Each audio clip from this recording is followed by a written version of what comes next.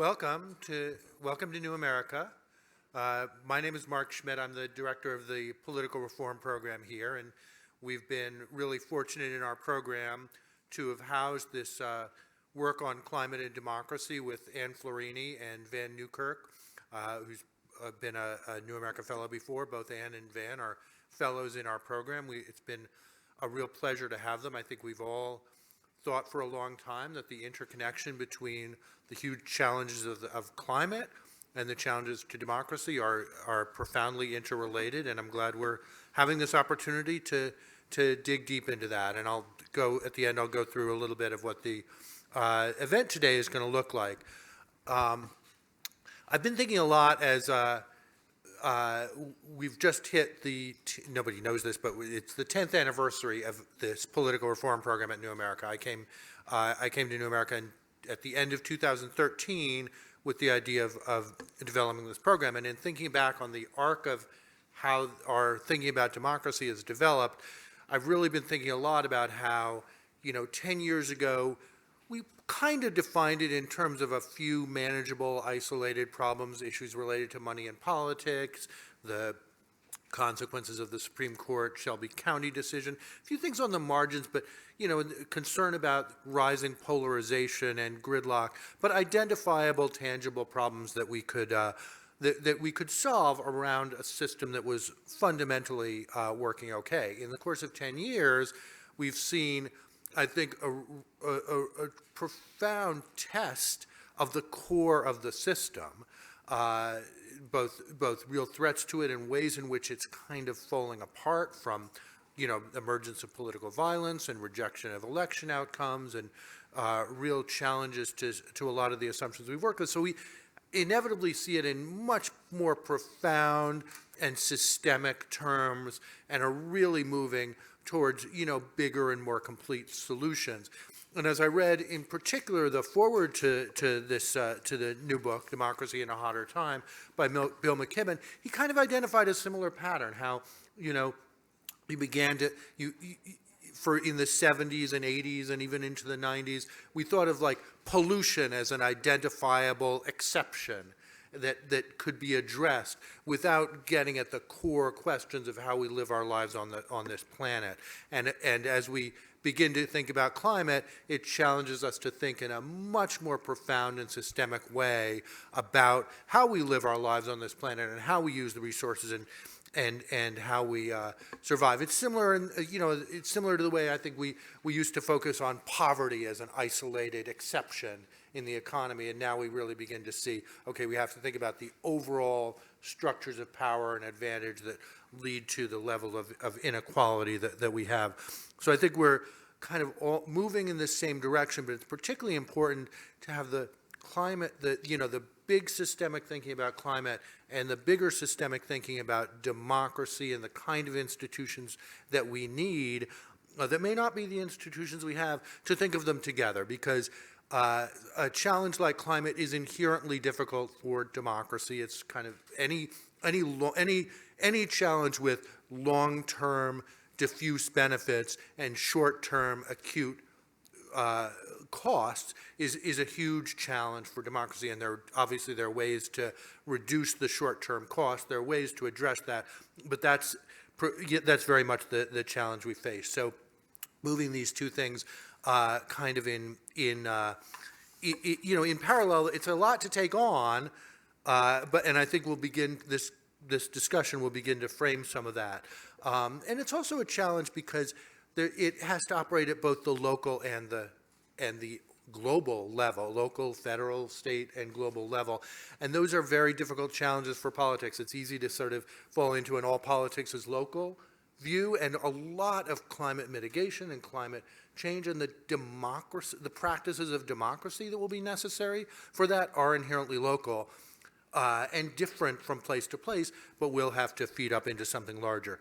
So what we're going to do today is really start with a discussion that Van Newkirk will lead, which does address a lot of the really innovative and important work on climate and climate mitigation that is happening at the local level. And then I think we'll kind of move up a little bit And the rest of the latter part of the conversation will really be about this book and kind of what's in it and the various viewpoints that are represented here, which I think will be, this book will be kind of a Bible for how we think about democracy and climate going forward.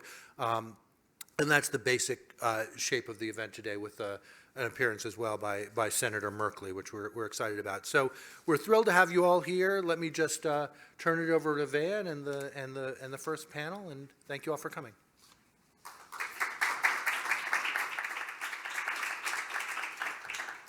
Well, thank you all for coming. Thank you, Mark, for hosting and for supporting our little experiment.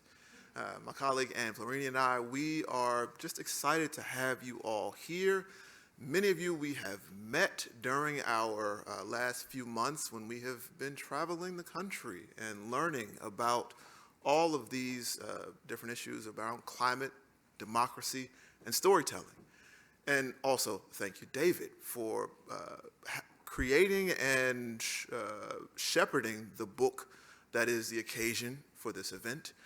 And it all feels a little bit like serendipity, but what I hope that we will realize at the end of this event is that this is very purposeful synthesis, this idea of connecting storytelling to democracy to the way forward in the climate crisis. Now, I want to say before we start this next panel and before we show you some awesome clips that we will be here for a little bit of time. We're going to be doing a lot of interesting things, including hearing from Senator Merkley, including having a book panel. And I want to, we don't have a whole lot of formal breaks. So if you need to get up and get out and get some fresh air or use the restroom, please feel free to do so. So I want to start. We're going to have a panel with two wonderful storytellers. We have with us Rosita Cox, who is an all-around artist, documentary filmmaker, the director of Freedom Hill, which is just, I love it. It's an awesome documentary. And she is, most importantly, from Kinston, from the 252. Also, we have with us Leanne Morissette, who herself is another multi-hyphenate artist who does every single thing, who directed a really great series called With These Hands about black farmers, and who herself is now in South Carolina, and we're repping the Carolinas today. So what we're going to do before we start that panel is show you a little bit of their work. We have to return back to some really basic ways of living, because I think we have ran out of ideas on how to improve our life, and we need to just go back to the basics.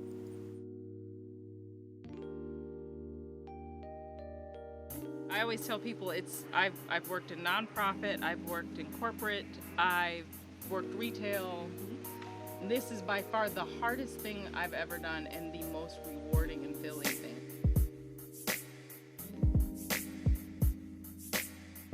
We've come so detached from a part of us, like a part of us as black people. We've always been growers. We've always been, and I'm not ashamed of that. So why not hone in on a skill that has been generational for us? I grew up understanding that the land feeds you and it takes care of you. And so that's what I was brought up within, and that has been always the historical context of this farm, is to take care of the families. How do you grow within your yard, or how do you produce food and fruit and herbs and fiber and all of those things, because those are the things that we need to sustain ourselves.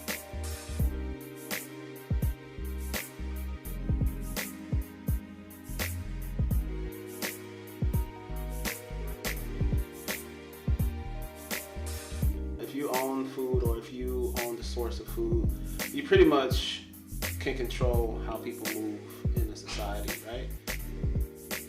And it's so sad to see that land just being snatched away and robbed and raped from our people. I feel that coming back here not only was healing for me, but it's healing for all of my family members. I really do feel that. Most people right now within my community and really the state are just surviving. And we need to bring back just the communal way, and agriculture have always brought us together.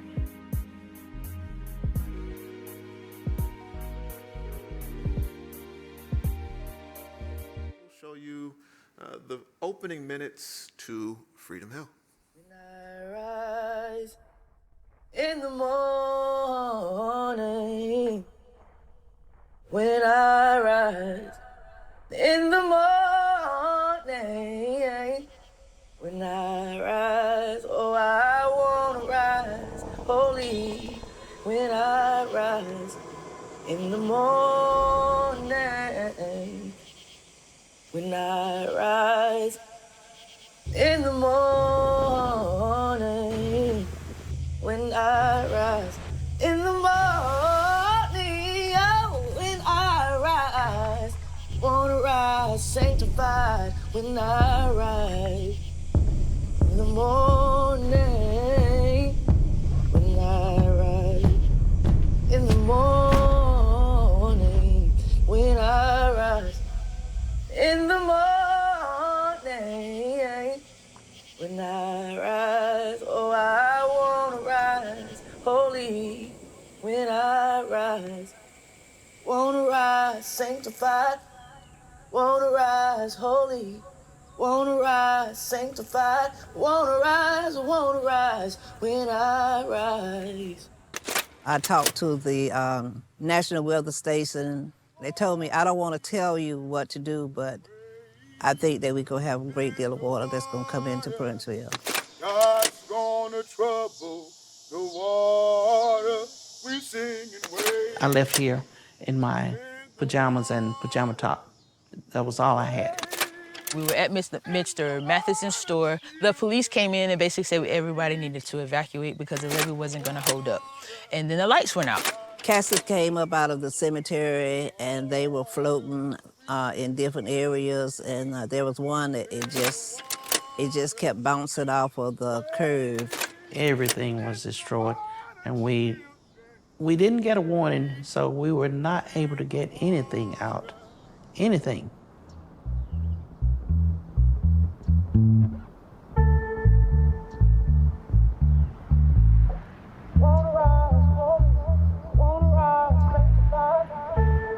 I mean, all these houses were built up. Like, that was houses. Like, almost everywhere you see trees were houses.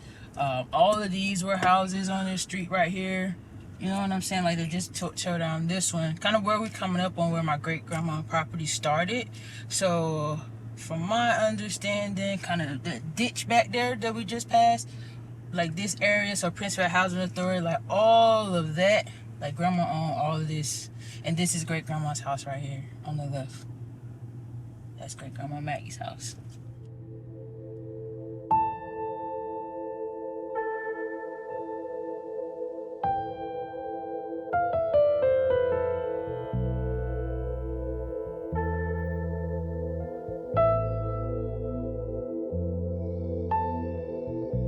So this is a lot of memories, a lot of memories in this house. Yeah, that's Maggie Perkins, our grandmother. She always wanted you to drive fast. I don't care about no ticket. I'll pay for the ticket. You be going down the road trying to figure out why you going so fast. She would have got her driving her cane and my accelerator while you driving. Yeah. She was something else. She was a pistol. Yeah, love her hat. Let me show the people your hat. If you're from Princeville, you know you ain't her hat. I love my hat. Yes. I lost one hat in the flood. So when it flooded, the first time it flooded the whole house, right? Yeah, my washing machine in the back was in here. I don't know how it got in here, but I didn't get that much in that room. Wow. So your washing machine flowed from back there to up here? Uh-huh. Well, the man that came here, he said, this is a good house there. Don't tear it down. Because when they put a septic tank in, they said, what in the world? They were made out of wood. He said, you never seen one like that. It was right out there. Wow. It was wood. So this is original, this is Perkin women. Seems like we have a very strong women presence in our family.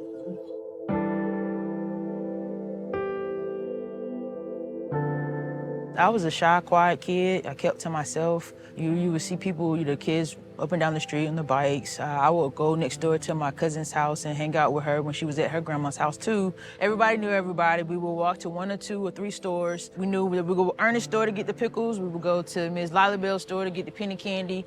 So it was a community.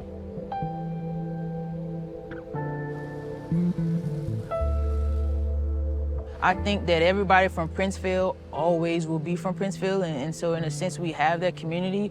I just think due to the flooding, we've been displaced in different places. I feel that if the town was built up, I feel that people like myself, more people like myself, will come back and live here because we love Princeville, you know what I mean? We love this area.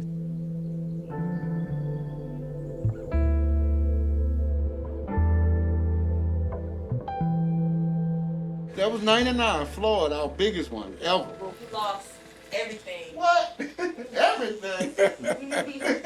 I lost everything in 2016. The only thing you had was what you had on your Only thing back. you had was what you had on your back. That was it. You know, we discuss this all the time. I'm still in disbelief from 99.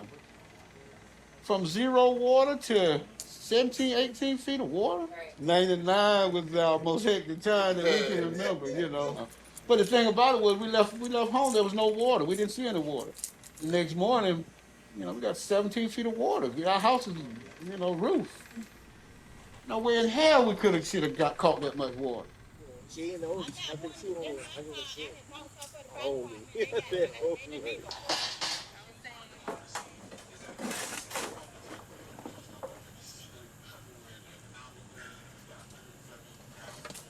I'm cooking some, what we cooking, Leroy? We're cooking some ribs, Yeah, chicken, and hamburger.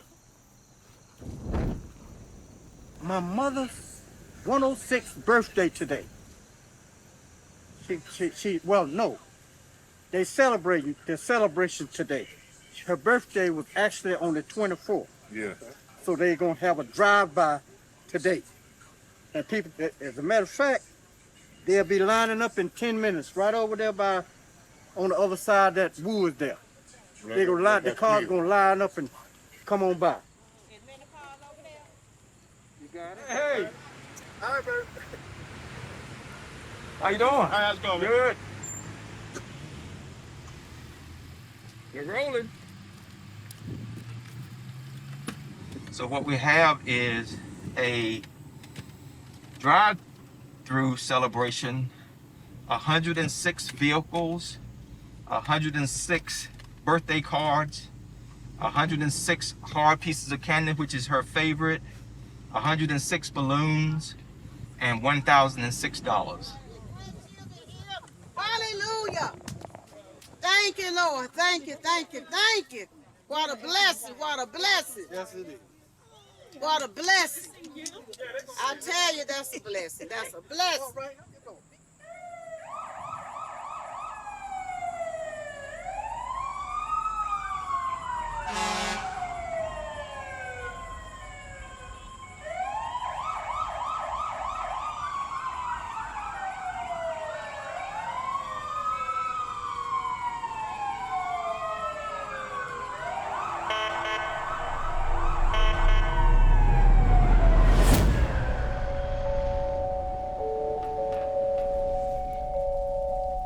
More than 3 million people have been told to evacuate this storm. Closer to North Carolina than it has been in the past few tracks. Floyd will continue to move west-northwest. But we also have to be able to find our children.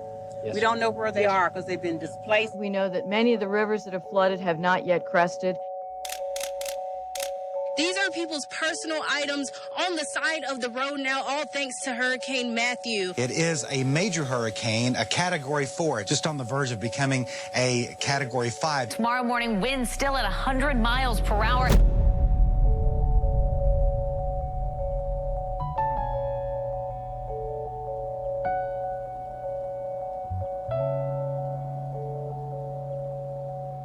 There was some political geographers who did a study of over 100 southern cities in the United States. Across all these 100 cities, higher ground, predominantly white, lower ground, predominantly black and brown, right? And so they call that phenomenon racialized topography. So they could predict the racial makeup of certain landscapes is based on race. A lot of these cities and towns, particularly Tarboro, which is right across the river, right across the Tar River, dates back to, the days of George Washington and really the foundings of, the U.S. colonies. The white folks, essentially, in the Southeast, claimed all the high ground for their towns and their cities. So you could buy land, but you kind of bought it knowing that it was land that was refused or undesirable by white folks. Freedom Hill and Princeville, Freedom Hill, ironically, they built up the land in a floodplain, in a valley that's designed to flood. And it's not unique to Princeville. There are many, many, many cities that are like that.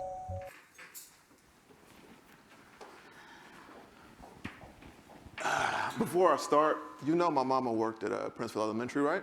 And I want to let y'all know that first fire truck they had in that parade, I was there when they got it. And they will fight you over that fire truck. That was the first fire engine they had in history. They're very proud of Yeah, it. Yes. they're real proud of it. But what I want to start with, obviously we've just watched these clips, and I want you all to just tell us more about them and about the work. Let's start with you, Leanne. Yeah. Well, you already know who I am, Leanne Morissette, and my people are from Charleston, South Carolina, the Sea Island, Wamala Island, actually, specifically. I got into film after college, and one of my first projects was this docu-short called Food Diaries that brought me into really analyzing consumerism and what it meant to live well and free, particularly as a Black person. And that got me into the food space and meeting with Black agrarians in Atlanta specifically. And I wanted to tell these stories. I wanted to amplify the voices of Black farmers that I was meeting that were living lives that felt like the freedom that my parents wanted for me, but had given me different access to different things, so I didn't even know to look for the more simple things, to come back home, to come back to food and come back to land. But yeah, that's a little bit about how I got to it. And the trailer that you saw was for a docu-series that I profiled 6 Black farmers from around the southeastern states, from Mississippi to North Carolina. And they all were just beautiful people and were finding ways to be in harmony with nature, to raise their families in ways that felt safe. Yeah, I don't know what else I can share about that, but yeah. That was great. Thank you. Thank you. Rosita, tell us more. Yeah, so I started off in storytelling as a journalist, as a TV news reporter. Growing up in Kinston, North Carolina, which is not too far from Princeville, when I said I wanted to be a storyteller, my small community gave me journalism. They said, well, go on down to the newspaper. Like, that was all they knew. And so I did. I went to the Kinston Free Press. They gave me my first unpaid internship. And I went on to college, and I became a TV news journalist. And then that's when I was sent to Princeville to cover flood damage. And that was the first time I had seen, as a Black person who grew up in Eastern North Carolina, the sign that said First Town Chartered by Blacks in America. And I was like, what are you talking about? In North Carolina, they took us on field trips to Confederate monuments, but not to the first town established in the country. And so immediately that kind of, it was unsettling. And then I had come upon Princeville while it was already underwater. And I knew at the time, as a journalist, the container couldn't hold the story. It was too nuanced, it was too complex for a 1-minute news story. And that was in 2016, and I always say that's when, I always say that's when the story became an idea. I wasn't a filmmaker then, but then I left news after a year, and started working on Freedom Hill Road, the treatment, and we shot it in 20 through 21, we premiered in 22, and we've been touring with the film since then, and recently acquired by PBS, so it'll re-premiere next year. Ooh, okay. So yeah, that's kind of like the short kind of synopsis. I started in news, and then I switched to documentary filmmaking around like 2018 after I got laid off. That'll do it. Well, that leads me to the next question, though, because you do have so many different modes in which both of you are telling stories. I want to ask, what is it about a particular medium that draws you, and why do you feel, I guess I'm trying to understand this phenomenon that seems recent, that seems particularly prominent, especially among young Black storytellers, that people are working across media doing a lot of different things. Why do you think that is for you? Let's start with you, Rosita. For me, I think at a young age, because of the lack of access and the barrier to entry to the film industry and all of the different reasons, but at a young age, my community boxed in my creativity and sent me to journalism. Mm-hmm. And it was a conflict from the jump. Like, I ended up on the side of the road, like, doing a homicide investigation report. Like, this is not what I meant when I meant storytelling, y'all. Thanks. But when I released myself, I call myself a recovering journalist. When I released myself from the chains of journalism, I told myself, you know, I kind of started actively rejecting everything I was taught on how to tell a story at J School at UNC. And because of that, I don't limit myself to one way in which to tell a story. And then I also realized that actually the story in many times and cases is step zero. It's the way into a community and how do we use the storytelling to power more things. And so with that, I started doing like impact campaigns along with films and things like that. And so I think it's just overall the breaking out of like my initial introduction to storytelling, to try to hit it in all different ways and all different aspects. And that includes not just telling the story, but being present with the community, finding ways to use the story to pour resources into the community and things like that. So. What about you, Leanne? As you were talking, I was thinking about by any means necessary, and I was thinking storytelling by any means necessary, thinking about how resource and access we can have our limitations when it comes to that, particularly me. So having to be creative with how I can tell a story, because I may not be able to do a documentary, but I can do a photo essay or something like that. But I also would say that different stories require a different medium, and based off of the weight, and you mentioned journey, like the story into a community, but yeah, storytelling by any means necessary. I like that, storytelling by any means necessary. Leanne, we met you, well actually Ann met you because I was in the urgent care. Ann met you during one of the trips that we did as part of this project. And we were just super blown away by your work and really trying to get a handle on how you thought about the interaction of the environment and Black life and foodways.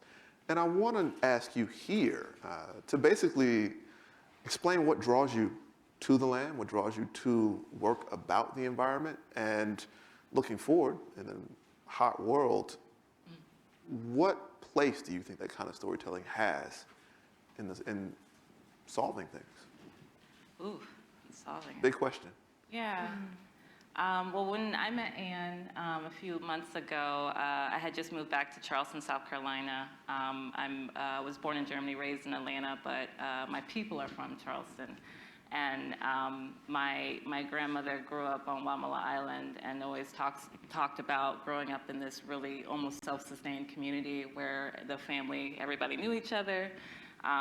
Clinky grew rice in the back. Someone had a mill down the street. They traded hog meat during the holidays. And it was just this really close-knit community. And what I don't want to romanticize the hardship that she actually endured. Because it was the segregated South, and they did what they had to do. We're really resilient in that sense. But it it showed, I, growing up in Germany, longed for that sense of community and also longed for that sense of home. And then moving to Charleston, I was also made aware or learned more about the rising sea levels, particularly that are happening right before my eyes, the more flooding, the hurricanes, and seeing how my family is impacted by it. I think particularly with the Sea Islands, there's not a lot of conversation around like how do we handle these catastrophes because of access to resource. But folks are looking to be in relationship to land and like how do we preserve, what do we preserve? And so my work being a storyteller in coming back home is in how can I preserve these stories? How can I reclaim some of the legacies of my ancestors? And that means putting my hands in the soil. And in just doing that work this past March, I'm getting chills because I was doing it with my little 3-year-old and my Aunt Edna, my grandmother's sister. And she would share stories about working the land and feeling that connection between the youth and an elder and like that storytelling, the passing on of story. So I think one, regenerative agriculture just generally is better. But sharing that with the broader audience for me is really important in just keeping one of these stories alive, but also showing there's more sustainable ways of being in relationship to land and community. So that's what's really important to me in this moment. It strikes me, especially given your experience in Charleston, that actually Hurricane Matthew was important for both of you in pushing you towards storytelling in the moment. I want to ask about sort of the role of big events in thinking about how we change everyday lives.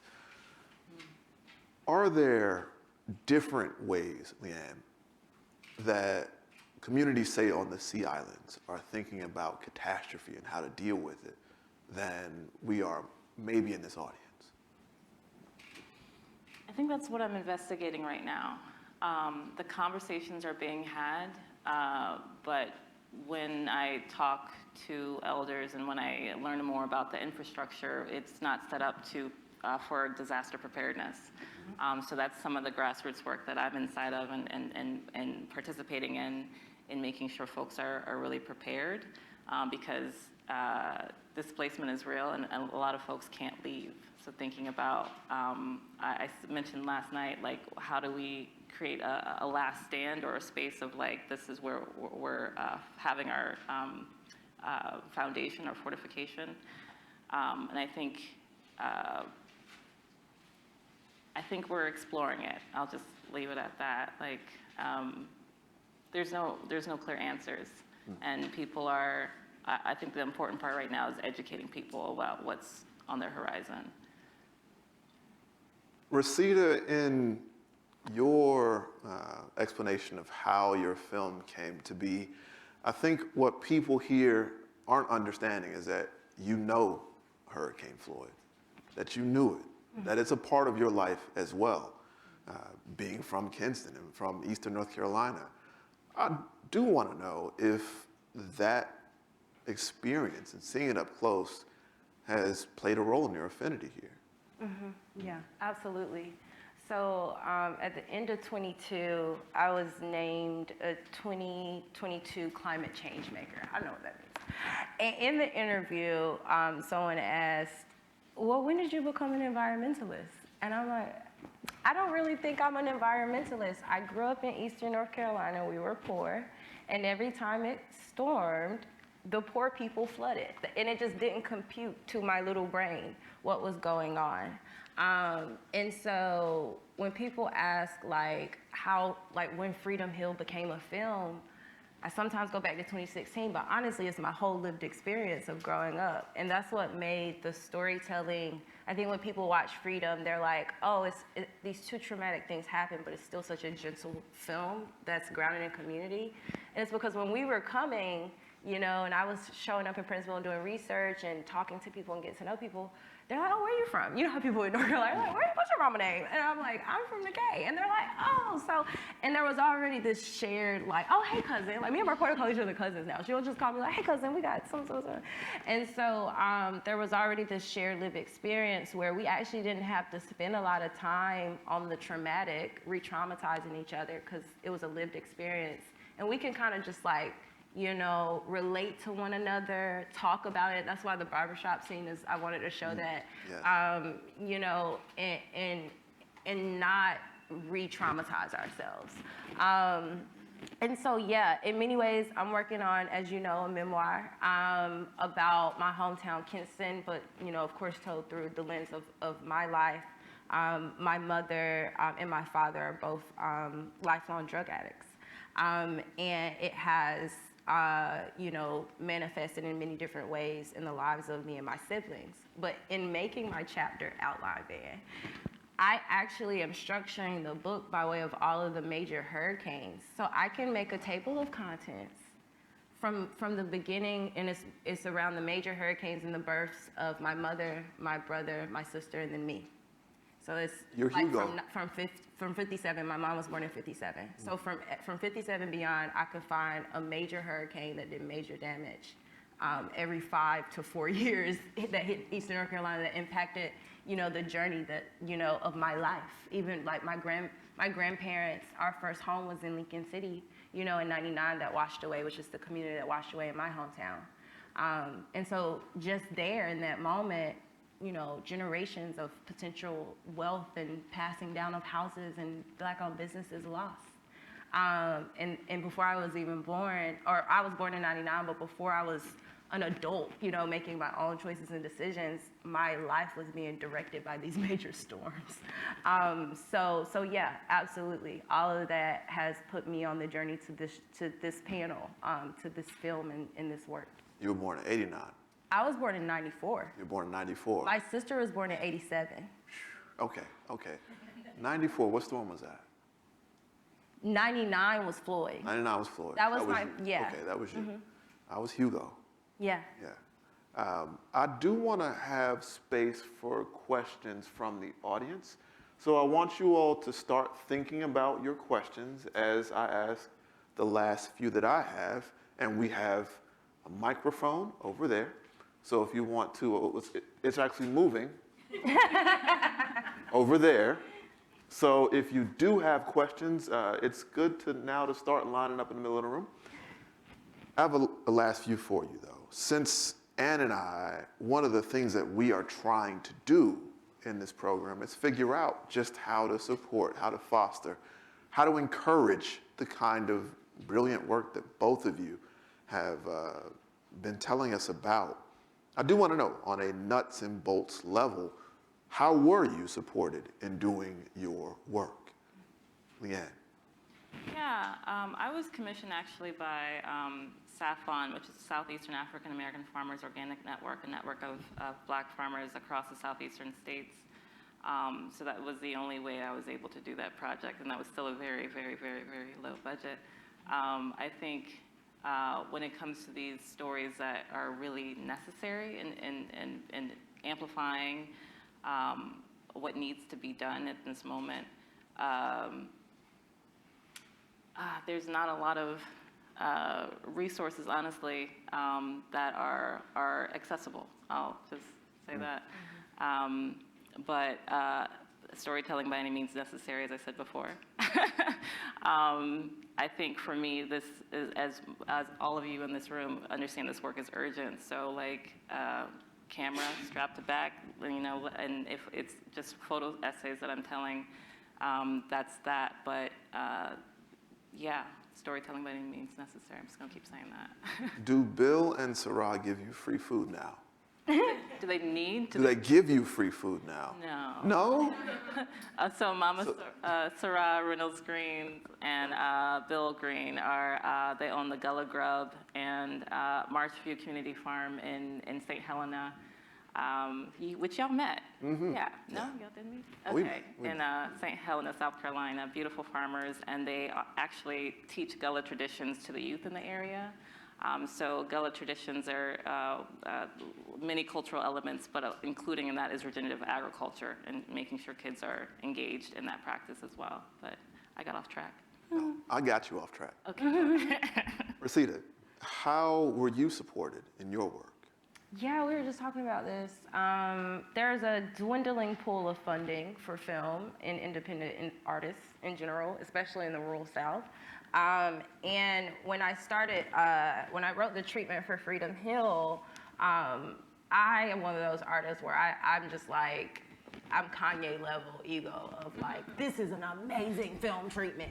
So I just, when I started getting no's from grants, I was like, are y'all reading what I'm trying to do here? Like, it didn't make sense to me. I was, pitching a film in the rural Eastern North Carolina about the first town established by Black folks in the country that is constantly being washed away. What do you mean I don't get this $10,000, $2,000 little small grant to do this project?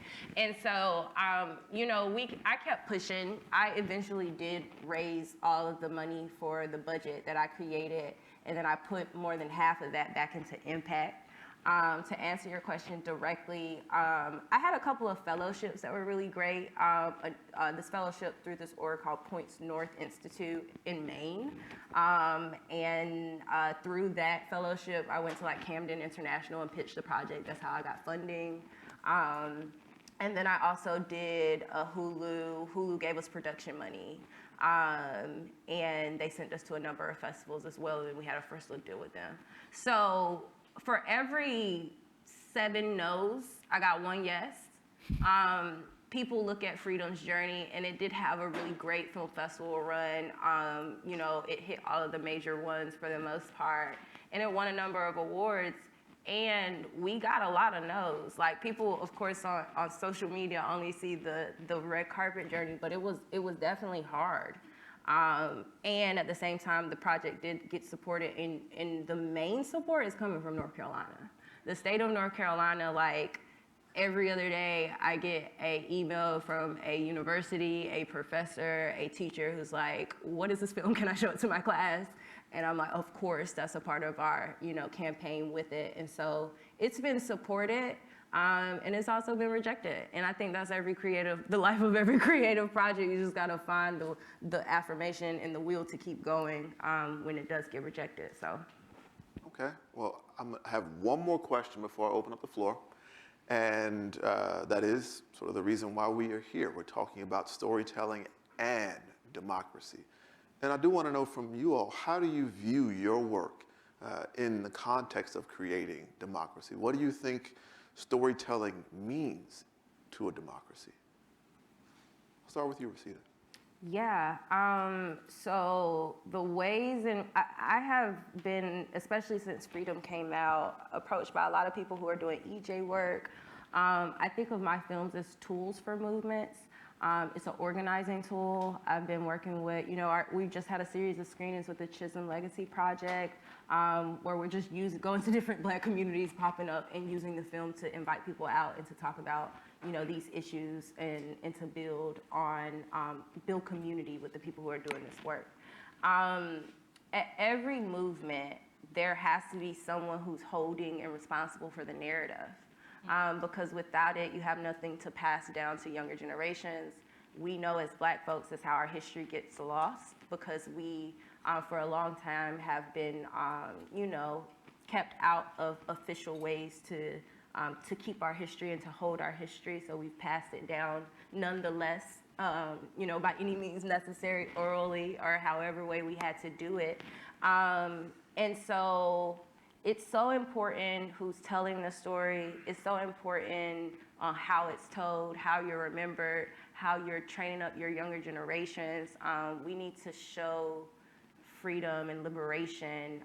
We need to show that it's possible, attainable, that there are people working toward it, so that people can go out and do it themselves for their own communities. So, yeah. I'm gonna get shirts made. Storytelling by any means necessary. Yeah. I do want to ask you the same, Leanne. Similarly, I think it's to inform democracy. I think I'm never in DC, but like the things that are happening here shape what's happening in our local communities. There's things happening in our local communities shaping that as well, but like there needs, like, can we really see what's happening on the ground?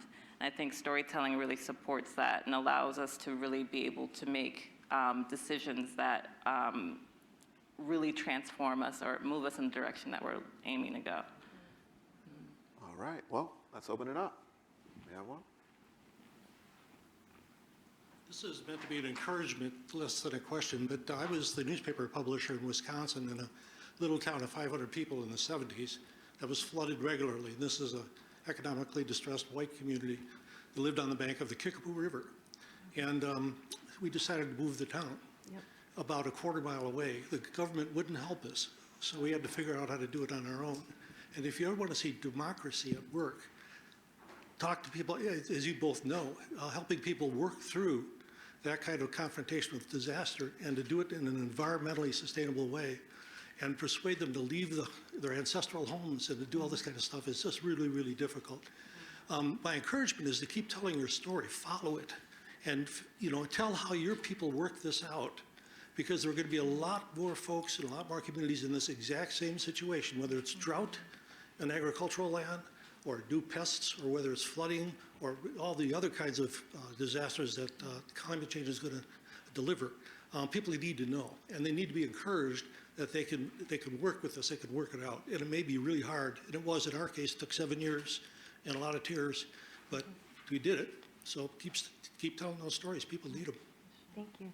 That's so interesting. You know, Princeville, they tried to move Princeville. Oh, they did? Yeah. And Marquetta, the main character from Freedom, her grandmother was the mayor during the time, and her vote of no kept the town where it is. Everyone else had voted yes. And they wanted, I find it interesting that your community wanted to leave. Of course, Princeville's community, as all of our communities are, we sit on this lineage and this history. I think with Princeville particularly, like our ancestors had literally built this place up. So like now that it is home, you want us to leave? Like we and so yeah, thank you for that.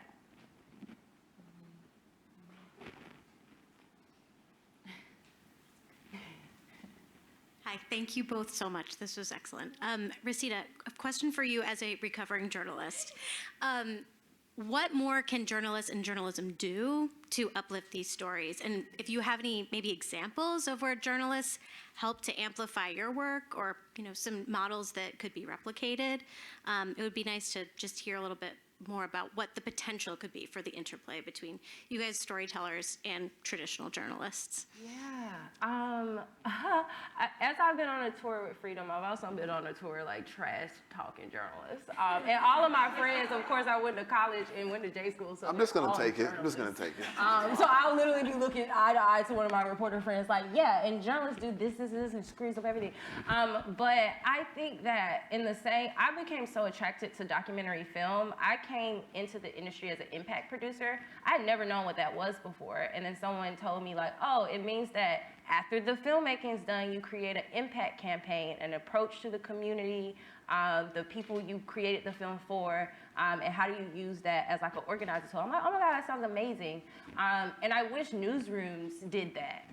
And I know that it's becoming, especially nonprofit newsrooms. I have a friend who works at Injustice Watch in Chicago. He's the community manager, so his job is to go to the communities and create events, and I just wish we prioritize that more. I come from broadcast news, which I think is extra damning. I wish that they would do some type of impact work. I wish we as journalists would stop going into communities on the worst day and then only return it on the worst day. That is the harm. So how do we return when there's not a story? How do we pour resources in? How do we use, especially for-profit newsrooms, how are you profiting off of this, and not pouring it back into the community that's creating a profit? I don't know, it makes no sense to me, but just small things. I always say it's not rocket science. Ask people what they need and then try to meet them there. I have a follow-up from that, because I think this is something that I've been grappling with in my own work as well, is both of you and everybody engaged in storytelling around climate change, you're running into issues that are dealing with a significant amount of trauma, of real harm, and you know, a lot of times you're asking people about the worst day in their lives, in many cases. How do you do the necessary capturing of that trauma without re-traumatizing people and without extracting it, with making something that's useful to the people that you are talking to and working with? Because that is something that is somewhat antithetical to the usual journalistic model. Yeah. Anybody who wants it? I think that, like, I have just constantly rejected everything I learned in J school. And once you start doing that, it's like, oh my God, I can ask people what they need. I can ask people, like, when we filmed, I did a series on the Chicago uprisings in 2020. I had a set therapist there. I had no money for this set therapist. I mean, clearly we paid her, but it was just like, it was important. It was an important piece of the budget. When we were cutting, you know, we couldn't cut that because I was about to ask people about this very traumatic time in their life. And I wanted them to come into the space, even the folks who didn't do a session, they might've just gotten like staged down or like connected with resources, to let folks know that we care, we are putting money into your well-being. And even if they didn't use it, they saw that, and I feel like that was communicated. With Freedom Hill, I intentionally did not put like, the montage y'all saw of the flood footage is the only montage of flood footage you might remember, Van. And there's also no flood footage of like people like diving in the water, fighting over bread, you know, like where people do make films about flooding and they re-put that stuff in there. And I'm just like, why would you want to show someone on the worst day of their lives again? And so as a storyteller, I don't force people to talk about stuff they don't want to talk about. And I don't do the slow zoom in when people start crying. Like, that's when we cut and we give people some tissue, you know? Like, it's just like called being a human first. And in journalism, they literally teach you to be a journalist first, and that never made any sense to me either, which is why I left. Did you have a question, Michael? I do. Okay. We have one more question. We'll do it quick. Okay. Yeah, I was just wondering, so how does the use of narrative and environmental discussion contribute and or affect the engagement of a diverse multicultural audience and fostering a deeper understanding of environmental issues? I'll let you take it. Lightning round. Yeah. Can you ask it one more time, please? Yes. How does the use of narrative and environmental discussion contribute and or affect the engagement of a diverse multicultural audience, just in fostering a deeper understanding of environmental issues? So I think what you're asking here is basically how do you get the people who need to hear it involved? How does narrative help with that? With engagement, Yeah. yes. Yeah. Oh, I thought you were about to take it. No, well, we could both answer, but for me, I think there's different entry points. There's, I don't want to say the subject, but the person who's like impacted by it, and there's everyone else. We all have a different lens in thinking about like how do we inform. I think there's a lot of education that's required, and like there's not enough of that. So we need more and more of these conversations. And when you said multicultural, I also think about like different points of accessibility also. So it's not just diversity and like race, but like neurodivergence and all the things. Because these are all conversations that we all need to be inside of and are all impacted by. But how, I think, like how I was just mesmerized by Freedom Hill. Mm-hmm. Like I think the good stories capture the heart, and the heart moves you. You know, so I think, however, whether it's through conversation and education or through a really vivid story, like we can move these conversations forward. Yeah. Thank you. Well, thank you so much. Thank you for that question. Leanne, Rashida, thank you so much for joining us. And up next, we're going to have Anne Florini and a panel on governance. Okay. Hi. Before I call the next panel up on stage, I just want to make 3 points. The first is a thank you to a whole bunch of folks without whom we would not have been able to do this event. New America itself, the Climate Democracy Initiative, which is a big hub in Colorado, the Rockefeller Brothers Fund, JPP and Foundation, and Lumina Foundation. We are very grateful for the support that makes this possible. The second point is just to tell you about the structure of this next session is going to be a little complicated because right smack in the middle of the panel, we're going to have a special guest speaker, Senator Jeff Merkley. And for everybody in Washington who knows what schedules are like on the Hill, you'll understand that we stop when he gets here and start again when he leaves. But we are extremely glad to have him here because he's quite a leader on both climate and democracy in the US Senate. The third is to set a little bit of the context for how these different parts of today fit together. So if you look at the description, the title for today's session, it seems a bit odd: narrative, governance, and the quest for environmental justice. And what ties them together is that these narrative and governance are the tools that make an environmental, a socially just solution to the climate and democracy dilemmas that we are facing now. That if you think of narrative as the first stage of democracy, which is language that I learned from Van, the next stage is you then need tools to empower people to execute on whatever that shared narrative leads them to do to solve this intertwined problem of what David Orr has called the long emergency. Climate change is going to go on for generations. We know that our governance systems are not set up to manage that. We need to do something about that. So I'm going to ask if we can have the other chairs set up here, and I am going to introduce and invite my panelists to come and join me on stage. It's going to be a varied session, which I think will be very interesting. We have Devashree Saha, who is the director of the U.S. Clean Energy Economy Program at the World Resources Institute. And for anybody who has not been following what the World Resources Institute has been doing in the last several years, I really strongly urge you to do so. They're a fount of fabulous information. We have Dominica Perry, who is president and CEO of 2C Mississippi, from whom I have learned a great deal about what the global South looks like in my own country.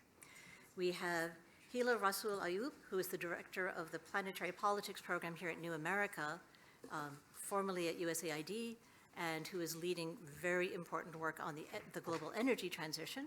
And last but very much not least is Gordon LaForge, who's a senior policy analyst here at New America and has been over the last few years my co-author in almost everything important that I've done. So with that, we will start the panel. We will run it like the last panel, where there will be a little bit of time given to Q&A, probably after the senator has spoken, but I have a whole lot of questions for you guys.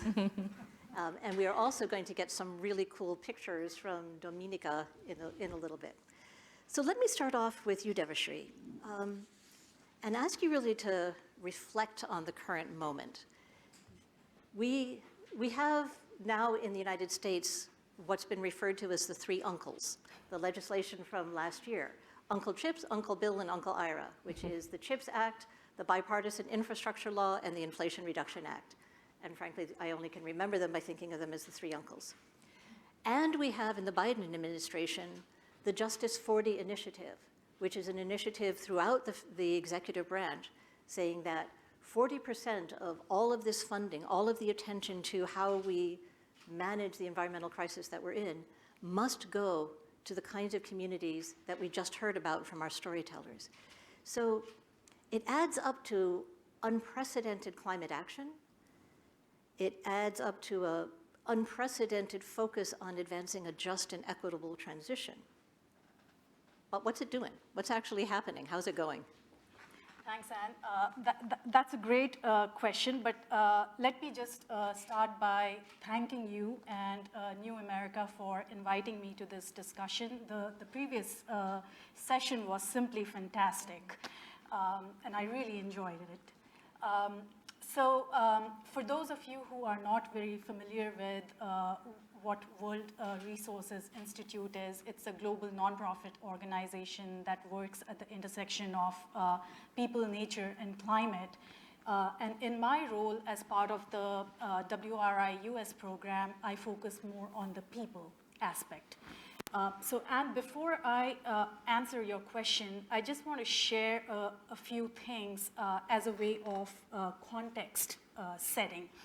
So, when we think about the policies to enable and advance an energy transition, they require more than just identifying and deploying zero-emission technologies. The net zero energy transition also presents a significant opportunity to build a more competitive US economy, to create high quality and accessible domestic jobs, as well as build an energy system that eliminates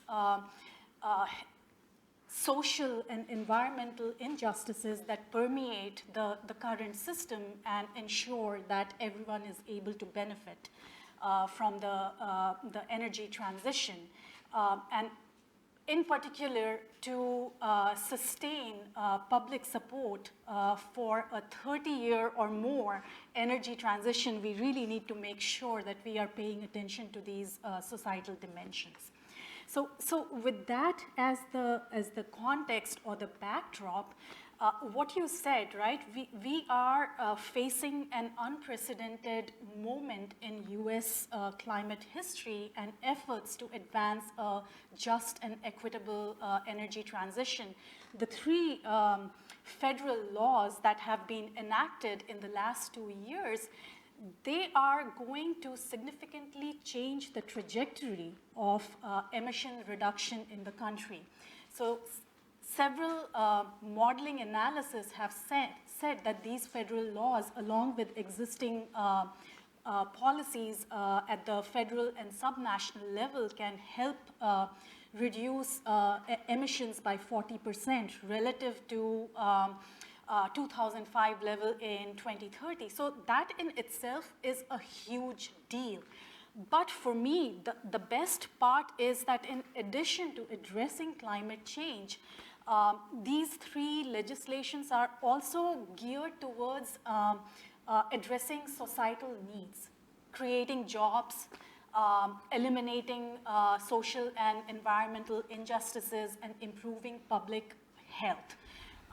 And obviously, to achieve all the intended outcomes, we will need to overcome formidable innovation and implementation challenges and make sure that these federal laws are, the programs and the funding are working as they have been designed. And then finally, I would be really remiss if I don't mention the Justice 40 initiative, which, and as you said, for the first time in this country's history, directs the federal government to direct 40% of benefits from federal investments to disadvantaged communities. And so let me just wrap up by saying that our destination is very clear, right? We know what we have to do in terms of, climate, to address climate change and how to ensure an just and equitable energy transition. And with these federal laws, Justice 40 initiative, and associated, other executive orders from the Biden administration, I think a solid foundation has been set. That is the good news. Hila, you and I have talked about these same kinds of questions at the global level, and you've talked about the vast inequities that there are when you try to move global policy discussion, climate discussions to the global level, and the need for mechanisms that center justice and equity in exactly the way that Devashri was just talking about. Are there any equivalents to the three uncles or to Justice 40 happening globally? Is there any hope out of the next Conference of the Parties for the climate negotiations? Where are we globally? Well, thanks, Anne, first of all, for having me join this panel. I think it's an important discussion.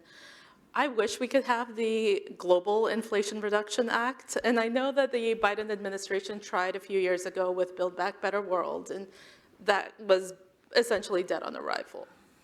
I think what we're facing at the global level is that we simply just don't have the governance structures in place to make this kind of legislation possible. I mean, when parties in mostly nation states come to the table, it's on a voluntary basis. So whether it's through commitments made, be it what they're going to do or how they're going to fund certain instruments, all very voluntary, all subject to change, all subject to political will, and all subject to the geopolitics of what's happening right now. And I think we're going to be seeing that going into this next COP in Dubai. I think, though, so one mechanism that we do have to make change at the global level is through the Conference of the Parties that takes place every year, where nation states come together and negotiate on what standards are going to be applied, how things are going to be funded. And for the most part, these discussions have been dominated by the global north. I think last year, with the COP being hosted by Egypt and Sharm el-Sheikh, we saw a bit of a shift. I mean, this was deemed, the African COP, which, there was a lot of excitement about, and I think we saw a lot of interesting things come out of Sharm el-Sheikh. We had real discussion on loss and damage funds, which is ongoing. We saw voices like— Could you just take a minute and say what that is? Because I think that's a crucial thing. Sure. So the Conference of the Parties came out of the UNFCCC, which is the United Nations governing body around climate negotiations and decisions that are made. And so this is when, nation states come together on an annual basis and discuss and negotiate and come to agreement on certain international instruments on how to mitigate climate change and how do we address it through mitigation and adaptation. There's a long storied history, and I think they have their own in-house historian. That'd be an interesting project for another time, but that's kind of the one venue that we currently have. So, I mean, just to go back to, some of what we saw coming out of it, then we had emerging voices like Prime Minister Mia Mottley from Barbados, who, is a powerful voice, and she came to last year's COP and has been kind of hitting the pavement with the Bridgetown Initiative, which lays out concrete steps that we can take globally to address some of the core issues around the financing issues around on global climate change, mostly focusing on the debt distress that a lot of these countries, especially the frontline communities in Global South, face. And then, we saw the establishment of several just energy transition partnership countries. And so these are countries where they are receiving loans, large-scale loans, in their pursuit of country-led climate adaptation and mitigation. A lot was done. But in the intervening months and going into this next COP, I think a lot of that energy has been deflated. We saw, France hosted the Paris Climate Summit in June alongside Barbados. Nobody showed up, and nothing really came of it, really. I mean, it provided a roadmap, but there was no firm commitments coming out of that convening. And then we had the Africa Climate Summit hosted by Kenya. Again, a lot of energy, like this is Africa taking hold of its own future, saying this is what Africans want. But that also came with its own kind of baggage. A number of civil society organizations and members outside of the process, it said that that process in itself had been hijacked by the global north and the fossil fuel industry, and that instead of focusing on people and their needs and their communities, the focus instead was on carbon markets and carbon sequestration, which is not what the focus, according to these organizations, should have been. And then we had the Climate Ambition Summit at the UN General Assembly this year. Again, nobody showed up. So it was a lot of Global South voices. You had the UN saying, this is what we need, this is what we need, this is the financing that we need, this is the partnership that we need. There are very few Global North countries present, if any. So I know you asked me for some optimism, and I think there is there. And then, I would be remiss to mention that this year's COP is being hosted by the United Arab Emirates, and that, again, is coming with its own baggage and controversies around the leadership of this. And so, okay, I'm painting a bleak picture, but I promise there's some hope. I think, though, through what we're seeing here, we haven't lost the message. I think civil society, I think partners, I think both private industry, nation states are kind of coming together to say that this is not okay. This is not the standards to which we have agreed to, and that the global north and those wealthier nations need to step up. And if this continues on this trajectory, we're going to have to create separate processes. What this will look like, who knows? But I think that going into this COP, we're not going to just see these parties accepting what comes out of it, but demanding more.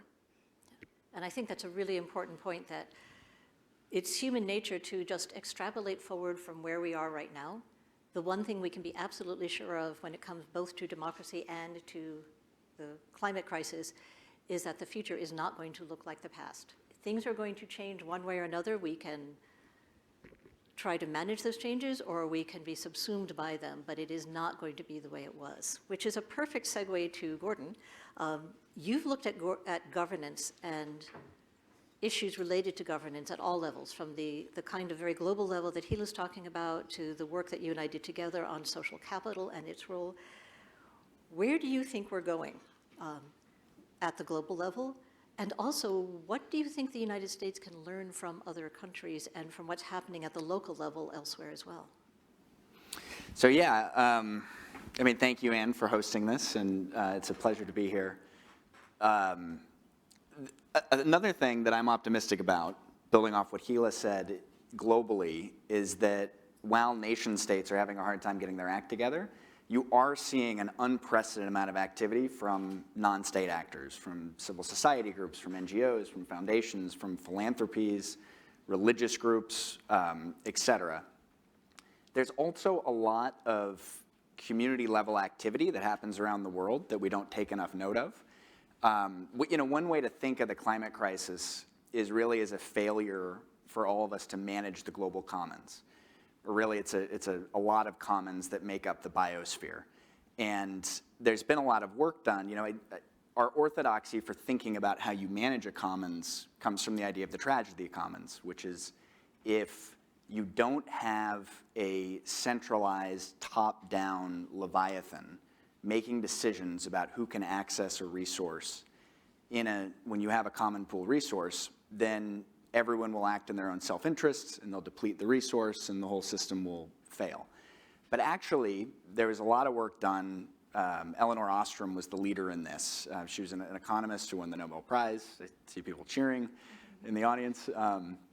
That showed actually throughout history and today, there are many communities who, in a bottom-up, self-organizing way, have organized themselves to successfully manage a resource in a more effective way than a centralized authority could. And my favorite example of this comes from Bali, the island in Indonesia, where for centuries, rice farmers have organized themselves into units that share irrigation. They manage the water for irrigation, and it's embedded in religious traditions and social customs. And it's so effective that in the 1970s and 80s, the Indonesian central government came in and tried to impose the innovations of the Green Revolution to increase the output of rice harvests. And it was a disaster. Pests proliferated, the system started to fail, and so the Indonesian government let the Balinese return to doing it the way they'd done it for centuries. What's happening in Bali right now is that they're being impacted by climate change, and they're looking for ways to help make a dent, to help solve the problem. Rice agriculture accounts for 11% of methane emissions globally. Methane is 80 times worse for global warming as carbon dioxide is in the short term. And what some of these farmers in Bali, with the help of some researchers, in a very organic way, they've been piloting a new irrigation method and finding that they can reduce the amount of methane emissions from their rice paddies by 70%, and also increase the rice harvest by 20%. It takes a little bit of money to get it going, and then it takes word of mouth to spread, but some farmers are adopting it. But this then gets to the big challenge, and this is what Ostrom dealt with at the end of her career, was how can you scale these local community level solutions up globally And it's a very hard question, but if you think of rice, if you could get all rice farmers to adopt this technique, you're not only increasing rice harvest, but you're reducing methane emissions in a way that would really make a dent. And this is where I think like projects like yours, Ann, I think the CDI, this new network that's being built, international philanthropies, foundations, NGOs can play a big role in creating local knowledge sharing networks internationally, and then of course marshaling finance, which is what a lot of this comes down to. A lot of this comes down to. So before I turn to Dominica and ask her to tell us a really cool story about things that are happening in Jackson, Mississippi, which I have learned a lot about in the last few months, I want to come back to Devashree for a minute and ask a question really about, okay, so we've had all this legislation and money is supposedly starting to move.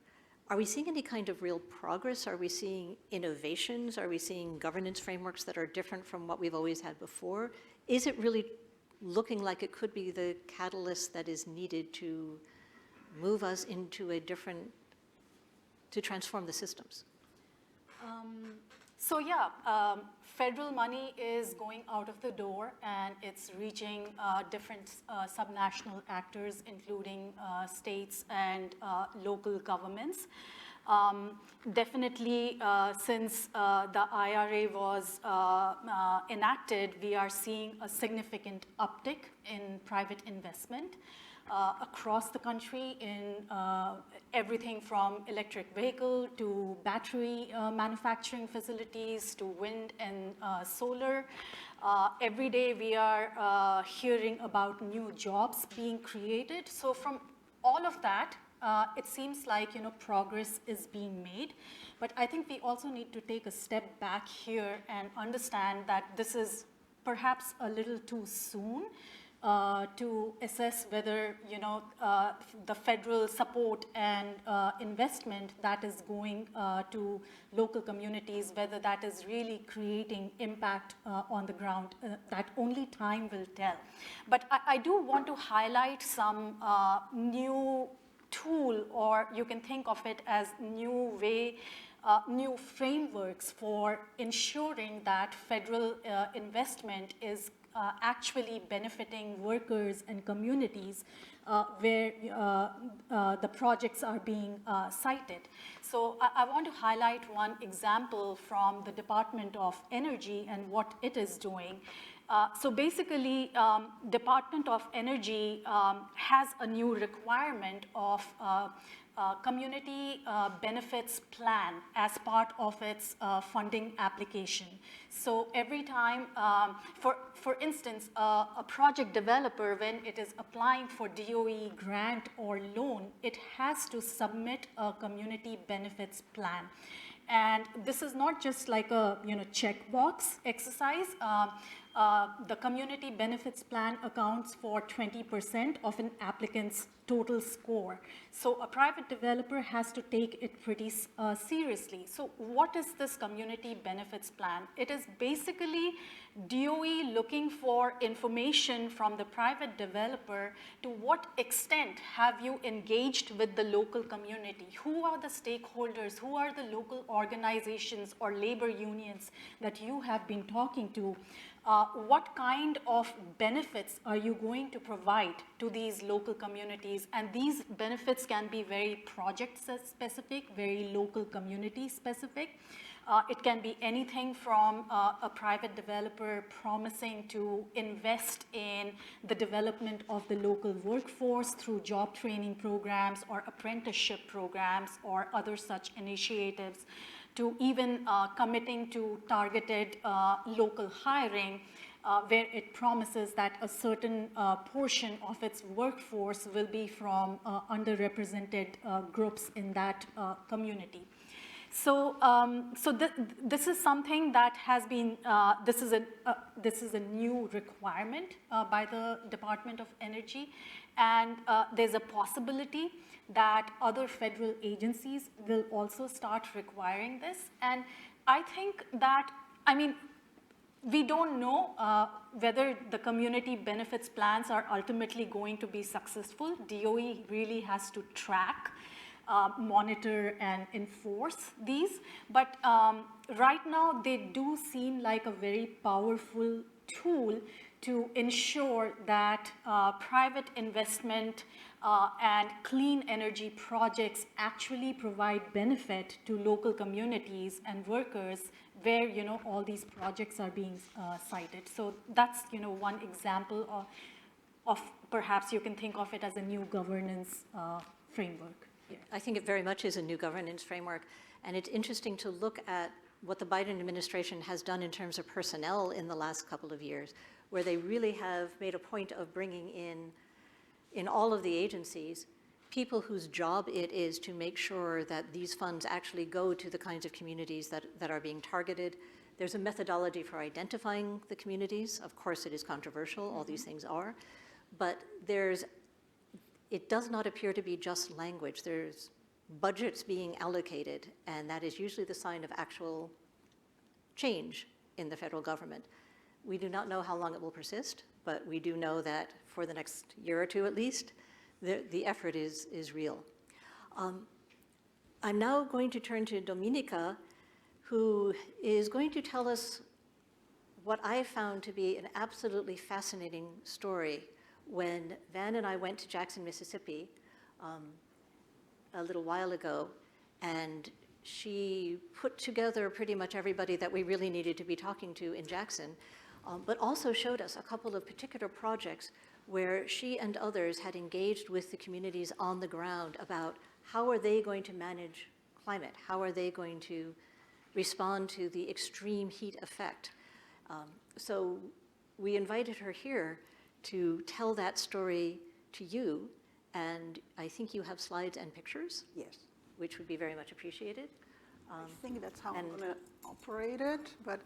I'm sorry, I'm getting a message in the back, but I can't actually read it from here. Is the senator here? No, he's delayed. He's delayed. Okay, so we have a little time, which means Yay. you don't have to be... I'm actually going to... I'm going to suggest that we go sit down here and leave you the stage. All right. So that we... Perfect. So first of all, thank you so much for inviting me here. It's a great opportunity to share some stories, despite the fact that I have no idea how to tell stories. This is why people like our previous panelists are so incredibly important. The work that I'm doing and my organization is doing, I like to believe is supporting climate justice issues, but we are not calling ourselves that because these are not my stories.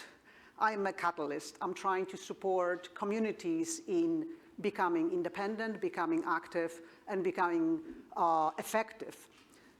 What I'm going to tell you today is a little bit of a background of the America that you may not see every day if you live in the United States that looks like DC. There is much more to America. I've lived in 7 states. I speak funny. I'm originally from Poland, and I've seen a little bit of the United States, and it's definitely more than one country.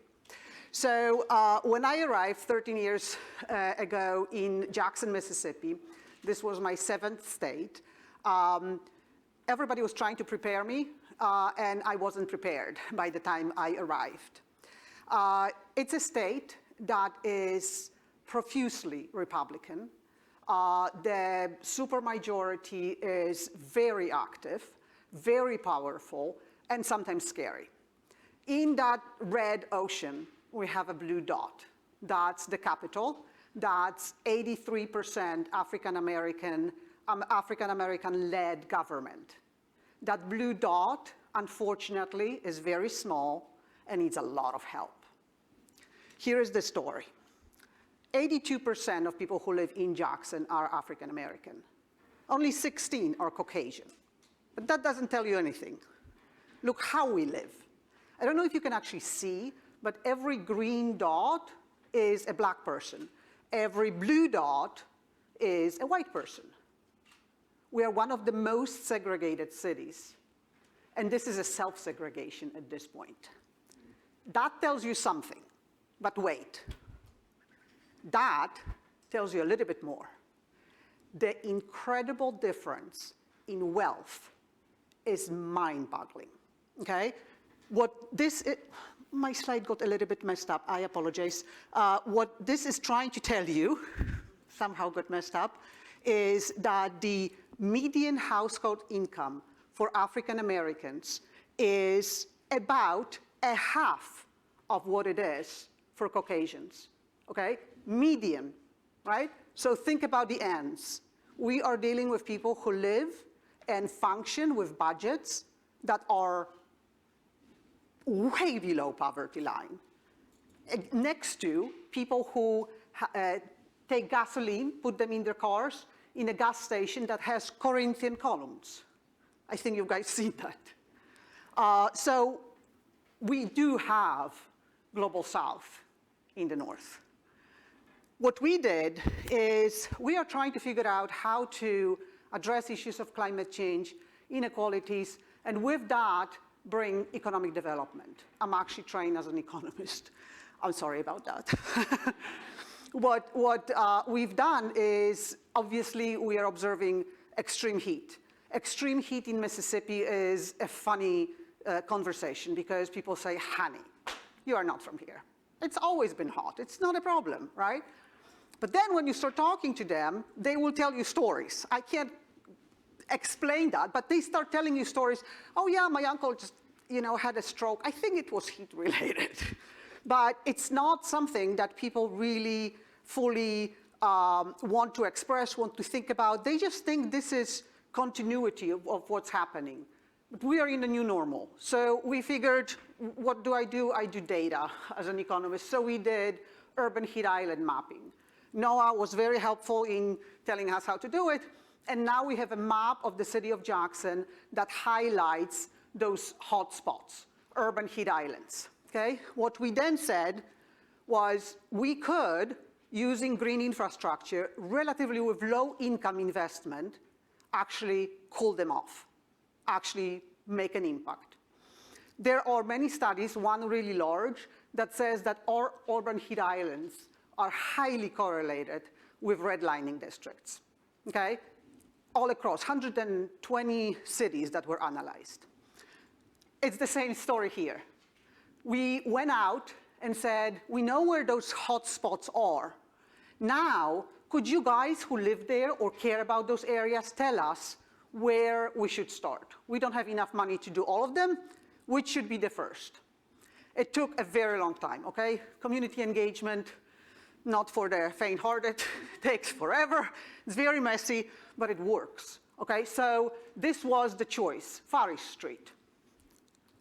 Farish Street is one of the most interesting places that tells more than one story, and I can't tell it.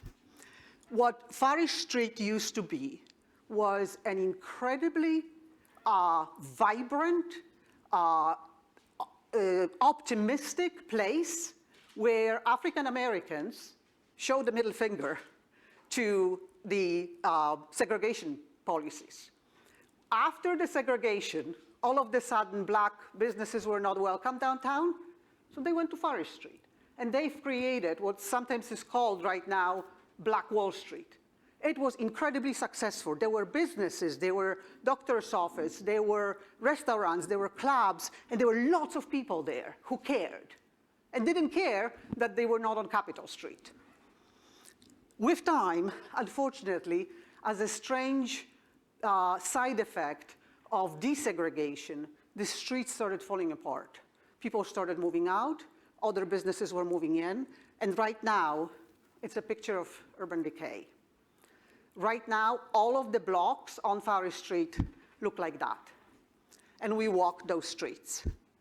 So what we decided to do is to start with the space in between those abandoned buildings, which are abandoned open areas, and make them into a heat mitigating infrastructure.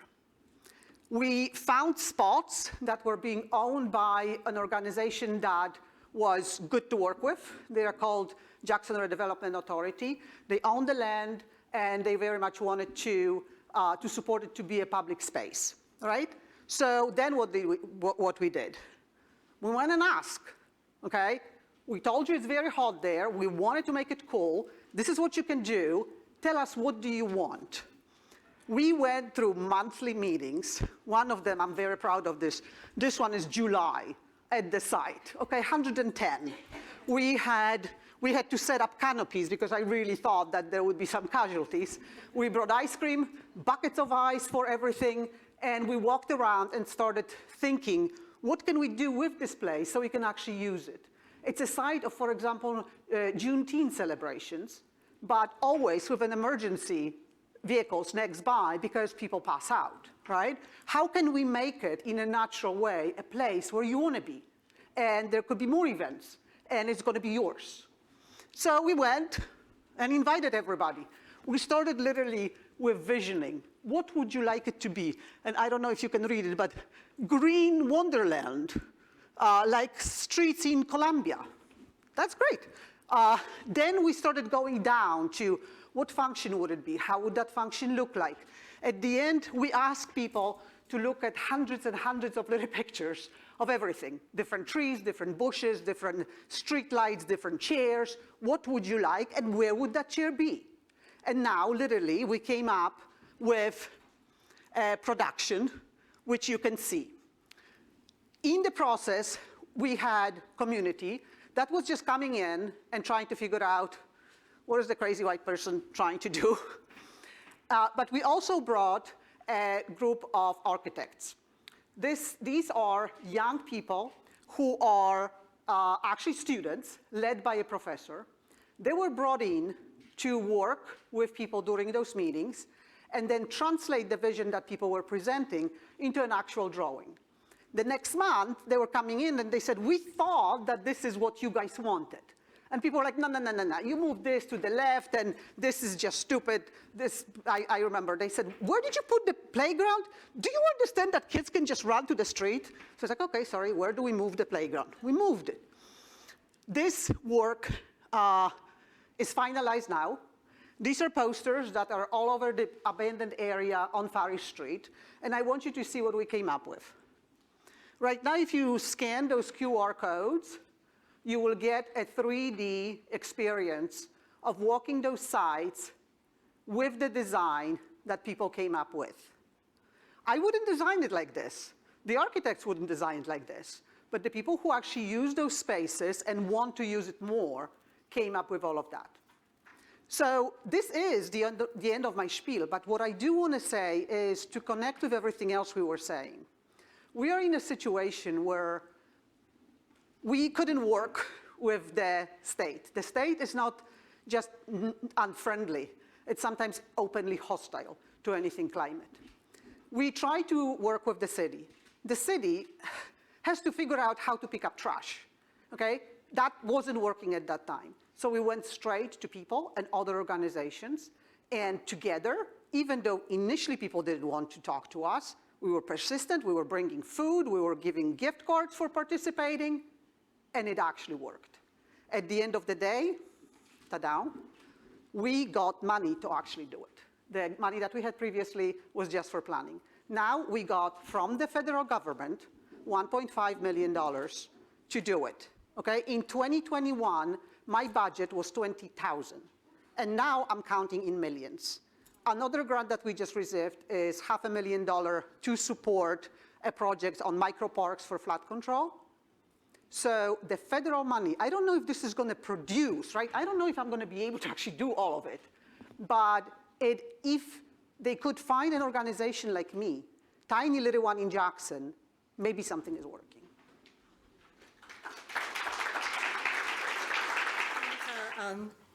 These work. You can, for anybody who is live streaming, you can do it on your computer now. We've got papers showing the QR codes in the back as well. It is really fun, and I can tell you, it was quite an experience to be standing on Farish Street as it is now, with my phone in front of me, panning around to see what they are planning to turn it into. And after we hear from Senator Merkley, we will hear more about some of the implementation challenges of all of these initiatives that we've been talking about. But it is now my very great pleasure to invite Senator Jeff Merkley to join us. I believe he is here. Great.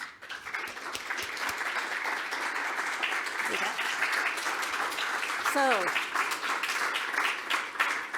when I mentioned to Senator Merkley that this event was taking place, I realized as I was mentioning it to him, there's no more logical speaker to bring into this event because he has been a leader on Capitol Hill on both climate policy and on democracy. Among the legislation he has introduced that has been highly relevant is the 100 by 50 Act, which calls for the U.S. to achieve 100% clean renewable energy by 2050. The Keep It in the Ground Act, I love that name, which would end new fossil fuel projects on federal lands and waters. And probably most important, the For the People Act, which was S1 in the last Congress, to make it easier to vote and to enhance election security, campaign finance, and ethics for the three branches of government. I think you would agree with me that we are very lucky to have Senator Merkley to join us today. Thank you, Jack.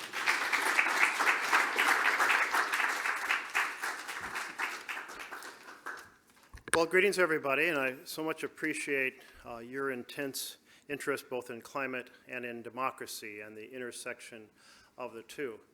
I was thinking about when I first came to DC out of graduate school, planning to spend my life working in very poor countries on basic development issues of education and healthcare and nutrition.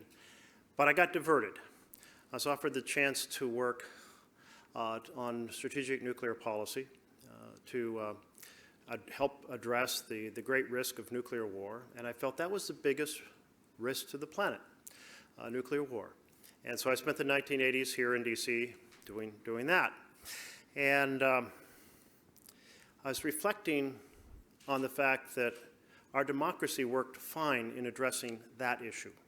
And by that I mean there was developed a bipartisan understanding of the risk of nuclear war, a bipartisan desire to stop that risk, a bipartisan strategy to have a whole series of measures in which we would support various treaties to be ratified, more dialogue, hotlines, so on and so forth, whole series of things. And over the course of the 1980s, the estimate of kind of how close are we to midnight, meaning nuclear war, we had more time. We went from like 3 minutes to midnight to 15 minutes to midnight, and 15 minutes is better than 3 minutes. Well, now we have a biggest threat to humanity. Not that possibility of nuclear war has gone away, but every single day we're facing climate chaos. It's steady and it's dramatic. Just this year, 100 degrees off the coast of Florida in the ocean. Just this year, 100 degrees in the Amazon River, killing river dolphins. Just this year, the hottest day on human record on July 4th. Lahaina burning to the ground. And you all know the whole litany of additional impacts, stronger storms, stronger forest fires, greater drought, etc. So there we are. But in this case, is our democracy up to this greatest threat? And the answer right now is it is not. And I will summarize kind of my vision of the challenge of democracy in this fashion, that as kind of a student of civics back in high school, it was okay, you know, the ballot box is the key. As long as you have freedom of press to talk about issue and the ability to organize, freedom of assembly to organize, you can take on issues by persuading your representatives that these things are important, and then they'll go to work on it. But the reality of the system we have today is a far cry from that. And by that I mean we have a division in wealth between a massive accumulation of wealth at the top and ordinary Americans struggling. So when you come to battles in the people versus the powerful, you have a challenge. The powerful have an incredible number of lobbyists. The powerful have lawyers who work 365 days a year. The powerful have television and social media campaigns to change how people think about issues. The powerful have massive, regular campaign donations for the people they want to elect, and they have dark money to smear the people they don't want to be elected. And if all of that fails, then they have the filibuster in the U.S. Senate. So that's quite an array of powerful tools for the powerful. And because I'm in the Senate, I particularly have been focused on that challenge. And so I wanted to talk a little bit about that. Some of my fellow senators told me when I first started talking to them about these issues in the Senate, well, the Senate was designed to be the place that slowed down legislation from the hotheads over in the House. And they might have quoted Washington's apocryphal commentary about the Senate being the cooling saucer for the hot tea. Well, yes, indeed, the founders did believe that the Senate should be the place where less mobilized heads prevailed by the current impulses of the day. And that meant that senators had 6 years instead of 2. It meant that they were indirectly elected instead of directly elected. It meant that they had staggered classes every 2 years. So there were elements of trying to have the Senate be somewhat shaped differently. But the idea that legislation would have to have a supermajority support to pass, no, absolutely not. Both Hamilton and Madison weighed in on this a number of times in the Federalist Papers. And the general drift of the founders was when we were under the Confederation Congress, we had to have a supermajority to get things passed, and it was a disaster. It was a disaster. We couldn't raise the money to take on Shays' rebellion. We couldn't raise the money to pay for our soldiers' pensions from the Revolutionary War.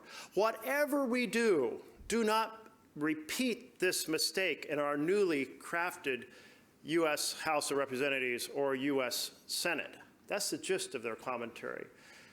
They made it clear that to have a supermajority requirement would mean the minority is making the decisions. And for the minority, rather than the majority make the decisions, is to turn democracy on its head. Well, here we are, a couple hundred years later in the U.S. Senate, and we have turned democracy on its head. Now, if we try to understand the roots of why this is, we'd have to go back to the 1800s. And you had a big impulse by the southern states, held almost universally by Democrats who represented those states in the Senate. They wanted to block civil rights measures. And that effort to block those measures first was in a campaign called nullification. Okay, the federal government can pass laws, but we can nullify those at the state level. Well, that died when President Jackson, who was himself a slaveholder, said, no way, that's not the way the Constitution is designed. That's not the way we're going to operate. And Calhoun proceeded to leave as vice president and come to the Senate, and they went about trying to cook up another strategy to stop civil rights measures from passing. And they said, you know, the Senate has this code, and this code is that everyone's listened to, and then when everyone's through talking, we vote. And you can see that code at work today at the committee level. You watch a committee in the U.S. Senate, you don't see anybody conducting a, quote, lengthy speech for the purpose of blocking things. The chair will look around and say, has everybody made their point? We need to hurry it up. We got meetings to go to.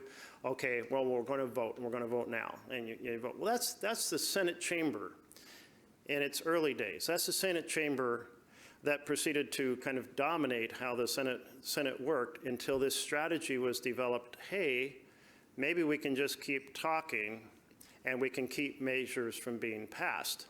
And it was a pretty effective replacement. And in fact, those who advocated for it, the Southern Democrats, used the language of democracy to try to make it, well, acceptable. That is to say, this is free speech. Anything that crushes my continuous speeches and motions for different actions to be taken on a bill is a crushing of free speech. It was equated to tyranny. So those supporting kind of a Senate that could decide things by simple majority were those promoting tyranny. And because the South was so united in this mission, they won the day on this. And slowly the filibuster became accepted. Now today, the Senate does not have a filibuster per se. You do not see people talking forever to stop bills. what we have today is a motion to be able to close debate, which we didn't have before 1917, and that's a whole other piece of when basically Wilson wanted to arm the ships, to commercial ships, to give them protection against Germans. And the whole nation was for it, but a talking fill was used to kill that. Okay, and basically they immediately created a rule that said if you have 2/3 of the senators voting to close debate, you can close debate. So suddenly there's a cloture motion. Well, evolve that over time, and what it was changed to 60 votes along the way. So the Senate, as long as 41 members say no, vote no on cloture, you can't stop the debate even though nobody's speaking. Well, this means you don't have to do the hard work of going night and day. You don't have to be accountable to the public because the public can see exactly what you're doing. All you have to do is vote no and, go to the beach, go on vacation, or not even show up because the 60 votes is required. 59-0, and you lose for closing debate. So very inexpensive way to paralyze the Senate. Take that now and combine it with the current tribal partisanship, and you have the perfect tool for obstruction. Now, you might wonder if both the blue team and the red team have an incentive to solve this. And the answer is not really, because the red team did a nuclear option to allow them to do tax cuts that increase the deficit. And so the things that they campaign on tax cuts to help the powerful or whatever industry, so on and so forth, they can do by simple majority. It's a very interesting story of 100 senators all voting for a bill that said we'll have a filibuster-free pathway for one thing only, deficit reduction. The Republicans, in a nuclear option, flipped that to say it's now a filibuster-free pathway for our agenda for tax cuts for the powerful. Quite a story that's not really understood or appreciated. And then you throw in the other thing the Republicans campaign on, judges. Well, Democrats helped out by making the most nominations a simple majority, and the Republicans followed up by making the Supreme Court simple majority to close debate. So you have a Republican Party that can advocate its agenda and pursue it effectively by simple majority, and a Democratic Party that has better policy on health care, housing, education, jobs, the environment, labor, climate, and every single bit of it, the Republicans can veto. So, if you want to understand why Mitch McConnell is not interested in changing the rules, this is why. It's like the saying I heard when I was a little kid, when someone says, well, let's flip a coin. And you say, okay, great. Heads I win, tails you lose. Sounds fair, right? Well, that's the position that Mitch McConnell is in. He wins either way. Either his team's in the majority and they can pass their agenda, or in the minority and they can block the Democrats' agenda. Now let's think about climate for a moment. We have oil companies, fossil companies, that last year made some $300 billion net profit. They invest 1% of that in our political system. That's $3 billion. They have really come to be the puppet master of the Republican Party. You can turn the clock back when the first President Bush, he was campaigning on climate when Dukakis was campaigning on coal. It was the Republican candidate, before the fossil fuel companies started putting massive funds into the Republican Party, it was the Republican Party that had kind of some environmental credentials. It was Nixon who was supporting clean air and clean water. It was under Nixon we established the EPA. So, quite a reversal over time, and it shows the corrupting power of massive dark money and massive campaign money. And yet, that is where we are. So, is our democracy up to the task right now? It is not, because you have massive fossil fuel money essentially buying control of our political system. That same money has utilized the Republican majority, previous Republican majority, to take control of the Supreme Court. And turn our clock back to 2017, when Gorsuch was confirmed by a nuclear option that changed it to a simple majority for the Supreme Court. That seat that was stolen from Barack Obama. The first time in U.S. history, the Senate did not debate a nominee Now, they had turned down a lot of nominees, but at least when you turn them down, you have to debate them, you have to vote. But no debate, no vote on President Obama's nominee to fill that seat. So here we are with a compromised court, a compromised Senate, massive campaign donations, media campaigns. That's what we're up against. So it isn't simply a blue versus red team. Everyone's affected by this dynamic. Right now, we have a myth that is perpetuated by an administration that's on the blue side of the aisle. The myth is that fossil gas is better when it comes to climate than is fossil coal. It is not true. But the administration wants to keep perpetuating that myth. Why is that? There's a lot of money in the fossil gas system. We have built 7 massive LNG export facilities. Those folks donate a lot of money. So we maintain this myth that somehow we're virtuous. We're shutting down coal plants, but we're opening up LNG. And isn't LNG at the point of combustion twice as effective in creating energy for every amount of carbon it puts in the air? And yes, that's true. But when you look at the system as a whole and the methane leaked out of the system in every possible way, it actually turns out that fossil gas is as bad as oil. It's as bad as coal, excuse me. And LNG, where you have to spend extra energy refrigerating it down to a very low temperature, extra energy shipping it, if it's a long journey on an old LNG ship that uses traditional petroleum to power it, you're talking about 2.5 times as much damage from fossil gas via LNG as you are from coal. And yet we have an administration, a blue administration, perpetuating that myth. We have a blue administration that is saying yes to more drilling in the Gulf, that's saying yes to the Willow Project, saying yes to the Mountain Valley Pipeline. We have incredible cynicism being generated by our young folks over climate. Like, how is this? We had an administration where the candidate campaigned on no more drilling, did not bring that keep in the ground philosophy into office. It did not survive into office. So I would contend that we have to do a lot of reform if we're going to move forward and have democracy up to the task.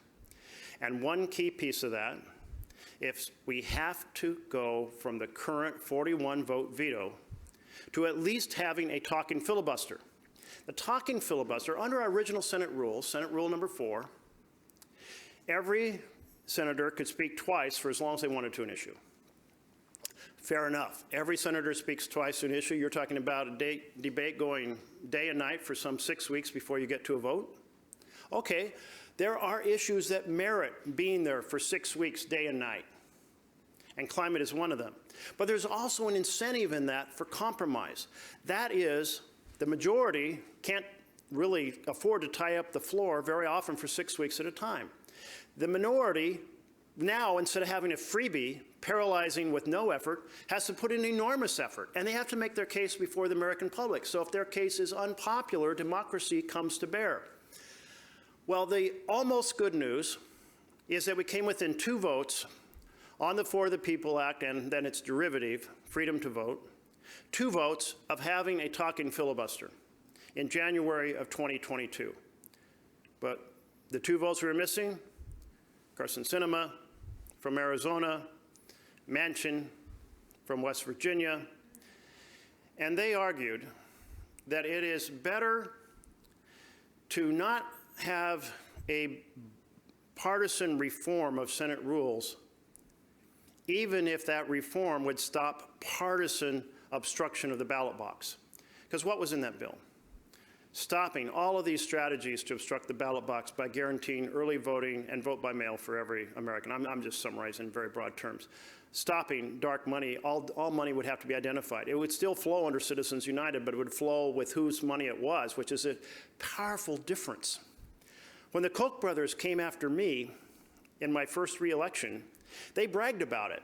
So even though they could have done it anonymously, they didn't. So I was able to put up an ad attacking these out-of-state oil and coal billionaires who wanted to control things in Oregon and elect my opponent who shared their agenda, which was great for them and terrible for Oregon. But I could only do that because they had proceeded to make the mistake of exposing themselves and bragging about what they were doing. So that effort to say dark money has to end. It cannot be anonymous. It has to be identified. We can do that without changing the Constitution. We can defend the ballot box, the registration system against unfair purges. We can defend the opportunity to ballot before or through vote by mail or through early voting, so that on election day you can't do tricky things to keep people from voting. It's not that hard to stop people from voting on election day. You change the location of the precinct voting. You understaff it so there's a long wait line. You put it where there's no parking.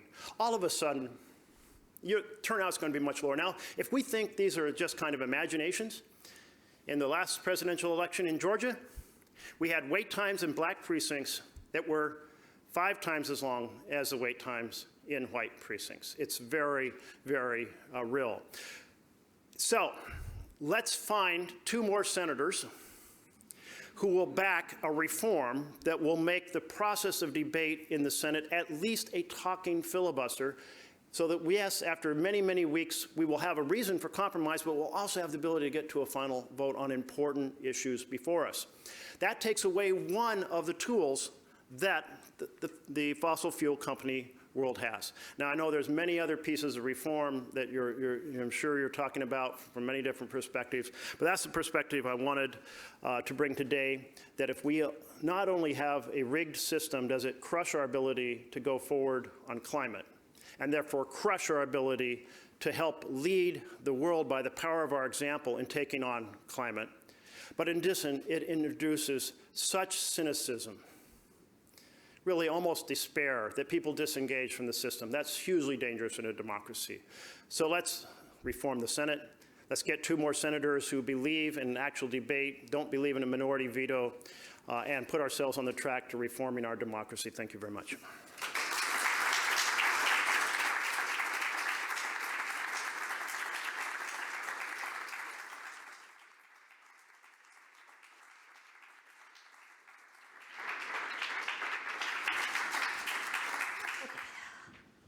I don't know about you, but I'm feeling I have a hard act to follow right now.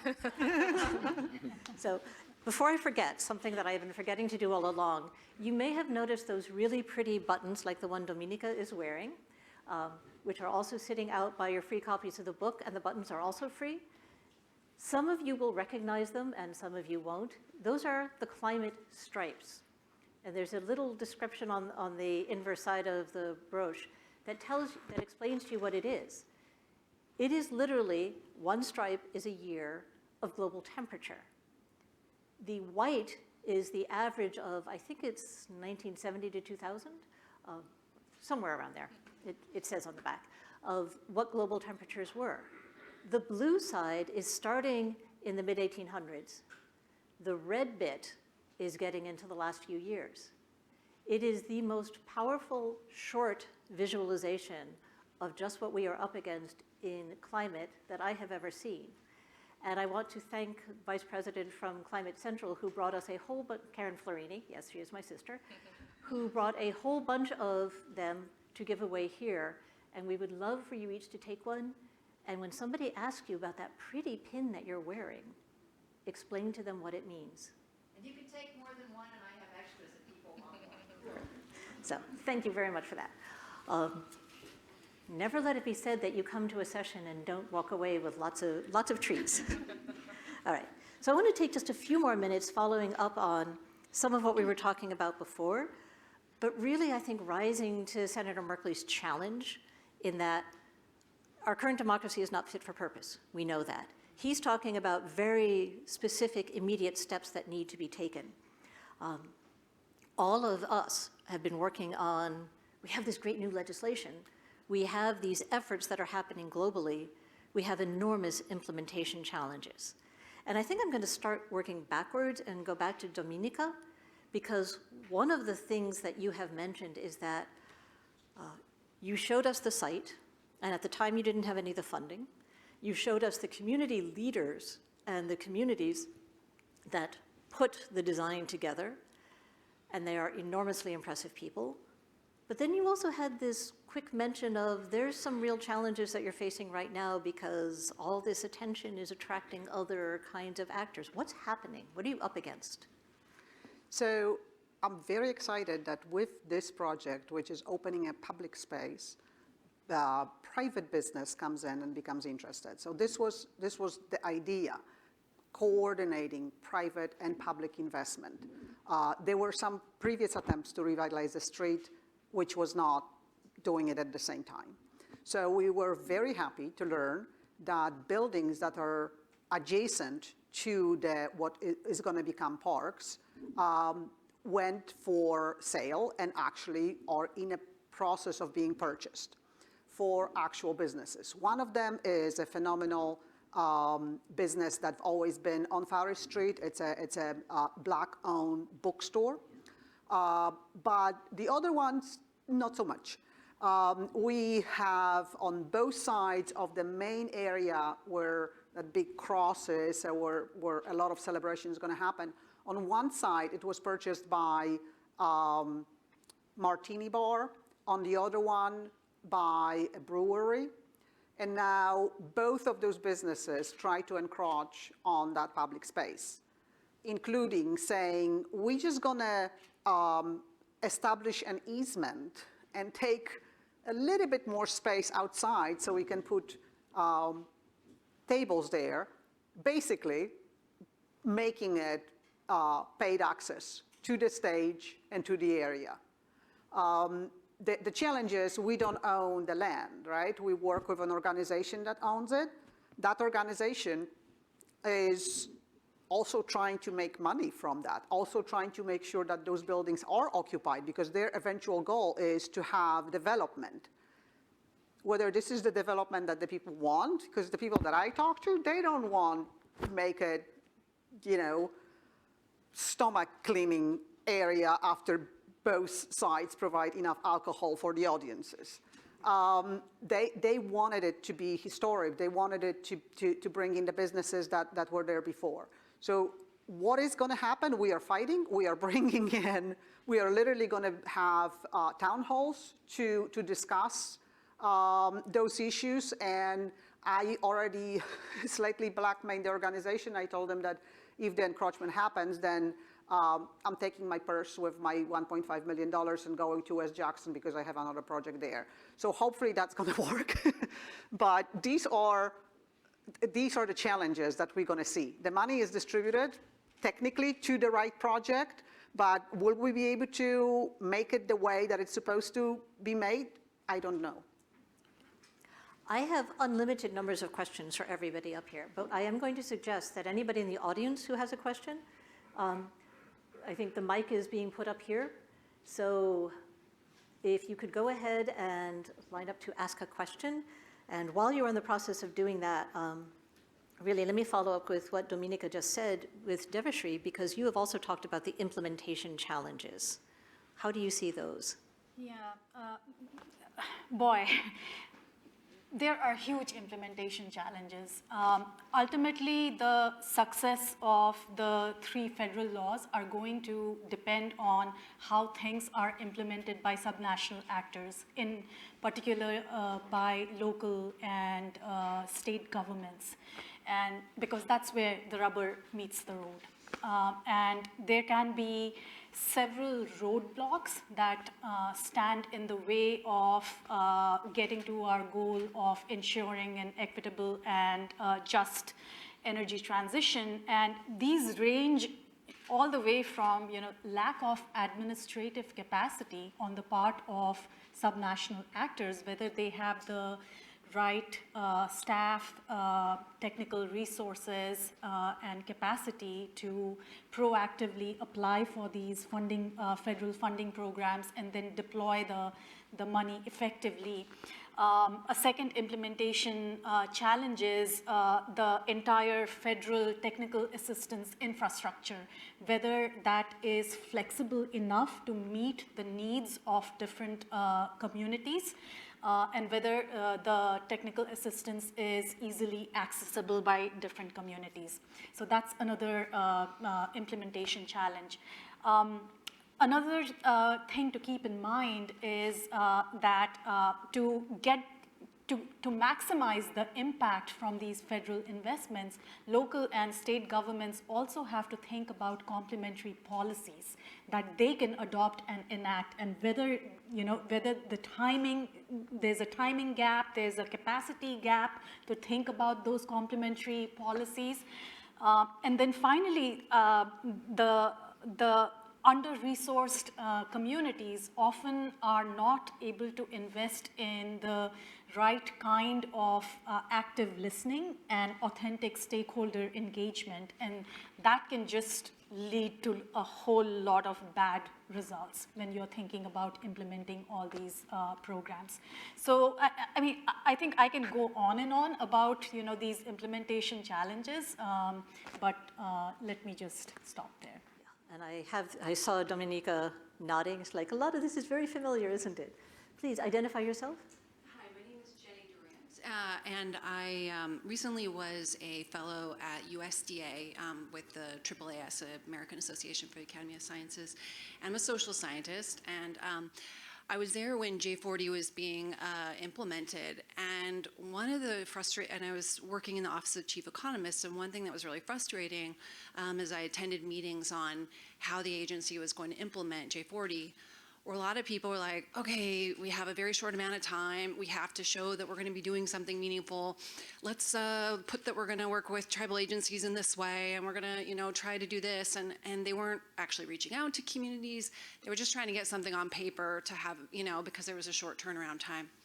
And so I ask this in part because I'm wondering, how do we balance the need for rapid change, given the moment of this crisis, with the fact that we need to be partnering with local communities, which when done well takes time. You have to build trust. You need to have relationships with these communities you're working with. And so I was curious, just like, how do you see this balance happening, and what are some of the trade-offs of these different strategies? It's a great question. Who would like to tackle that first? I can try to take it on, at least from the global perspective, and this kind of harkens back to what transpired this weekend. So this weekend was a continuation of the, I forget what the acronym stands for, but the TC. So this is the committee coming out of COP that was meant to continue the negotiations on the loss and damage fund, which we've been talking about since the Kyoto Protocol. So this has been ages in the making, and it continued. Even we're facing down COP28 in just a few weeks, and we're still down to the wire talking about the base mechanics of it. And I think the negotiations finally came to some conclusions, but it came at a real cost to civil society, to communities who are looking to these loss and damage funds for in a real way. I think one concession was that it would sit in the World Bank. Right, and there are a whole host of issues with that it's beyond my reach. But I think there's been a lot of loss of trust in the World Bank's ability to manage these types of funds. And then alongside that is that we're still not seeing real commitment of funding. So is this yet another empty fund? What I want to say with that example is that the push, it was a matter of political expediency that comes at a cost to the communities. And I think we're going to see this in a real way in the just energy transition, or the energy transition, and why we really need to focus on the just part of it, and how do we build in stakeholder engagement and how that is implemented. I think take the case of South Africa, right? A lot of their energy, their grids are dependent on coal. You can't just say we're going to reskill these coal miners. That's not how it works. They're not suddenly going to be installing solar panels. So what are the policies and what is the financing that is needed to make that happen? And that requires time, and that requires stakeholder engagement, and that requires working with the communities in a real way. And I think there was something that Devashri said, authentic stakeholder engagement that needs to happen, and we can't just say, okay, check, move on. Yeah. Can I just add something here? I don't like to see it as an either-or approach. I understand that there is this huge concern about deploying these clean energy technologies in a very fast time frame so that we are able to meet our 2030, 2050 climate goals. But my sense is that unless you are doing effective public engagement, you are just going to generate a lot of political and social backlash to climate policies, and that is just going to undermine your entire decarbonization agenda. And we already know that frontline communities, EJ communities, are already very nervous about some of the climate policy solutions that are being talked about, especially the technological ones like carbon capture and storage technology, or direct air capture technologies. So they have their own set of concerns, legitimate concerns about the deployment of these technologies. And the answer to that is not to, ram these technologies down their throat, right? That is not going to lead to an equitable and just energy transition. So I think this is where meaningful and authentic public engagement does come in. I want to caution that meaningful public engagement is not always going to generate consensus. But the absence of public engagement is definitely going to lead to bad results. Good point. Good point. Just a very quick comment from the groundwork. I'm really optimistic. I don't know why, after what I do. But there is an institutional learning that I'm observing. I applied for my first EPA grant for $75,000 2 years ago. We got it. We were thrilled. We didn't have access to it for 11 months because EPA didn't have the capacity. They wanted to do it quickly, right? But right now, I'm seeing it more as a process. This is not one-time release of all the money. Yep. Hopefully, in 2 years, that may be different. But we are seeing that those organizations now, the second time around, we got a second EPA grant. Right now, the way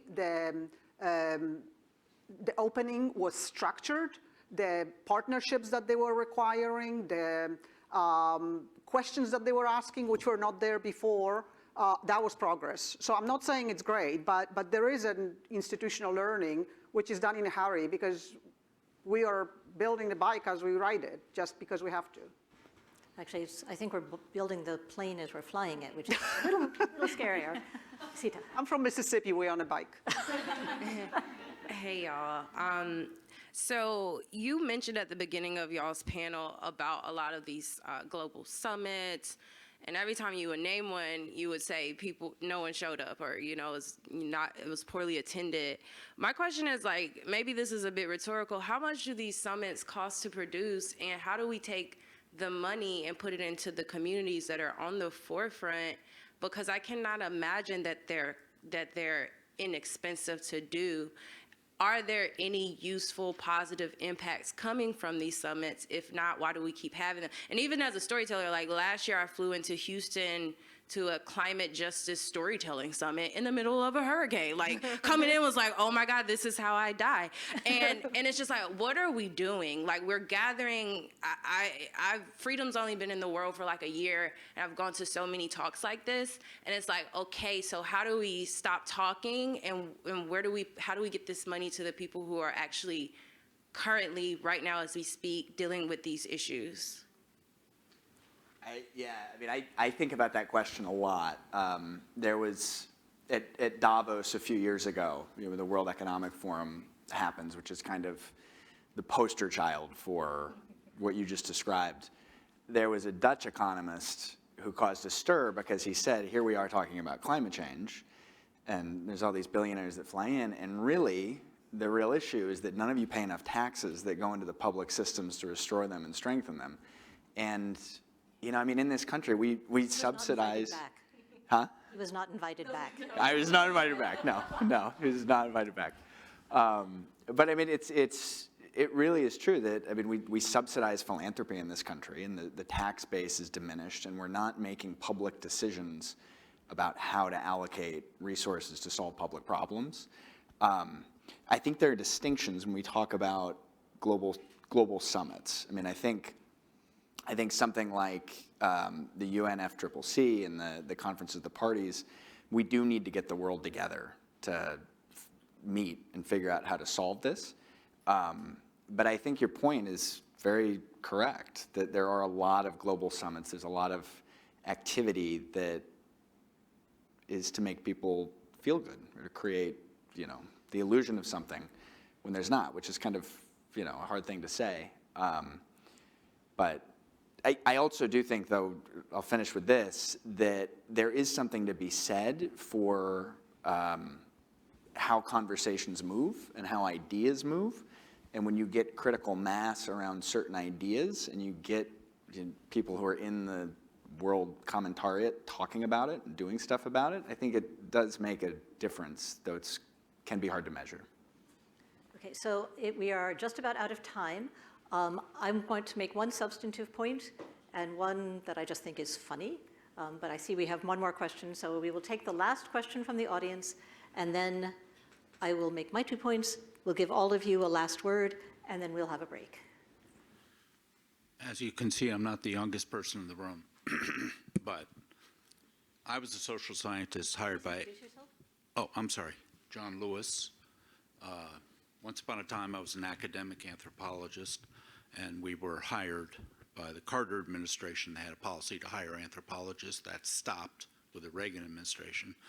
But we were in, and I became senior agriculturalist at the end of the last century, and was eligible for retirement, but being that high, when there was no recount in Florida, I retired. But by then, I'd spent a year in the red zone as director of agriculture in the post-Kyoto process. And I just had dollars in my eyes on what's now called NBS, Nature-Based Solutions. And we started a company after my quarantine years that just sold for $72 million before the New Yorker article came out, October 23rd issue, but it wasn't South Pole. Our company dodged that bullet by having a different approach and is doing fine, although the price of landscape carbon has dropped down from $20 a ton to below 11, going down. I need to ask what the question is. I know. You asked me to introduce myself. My question is, Eleanor Ostrom used to be one of our consultants, and the question is, we've dealt with this for a long time. I don't know about domestically so much, but in the USAID world, getting around non-elected governments to these communities. With these communities, only the communities will do it. They'll plant the trees. They didn't used to plant trees because if you improved your land, you lost it because you didn't own it, especially not the women. And nobody pushed to change that. And so we have a situation where there's got to be some muscle in the process. And I've been going to COPs pretty much ever since I retired through an NGO that I've been involved with. And I was at Sharm el-Sheikh last year. I may have been the oldest person there too. They're not pushing this one. And I'm asking, this is a no-brainer. She got the Nobel Prize. She's a political scientist, by the way. Yes. But she got the Nobel Prize in economics.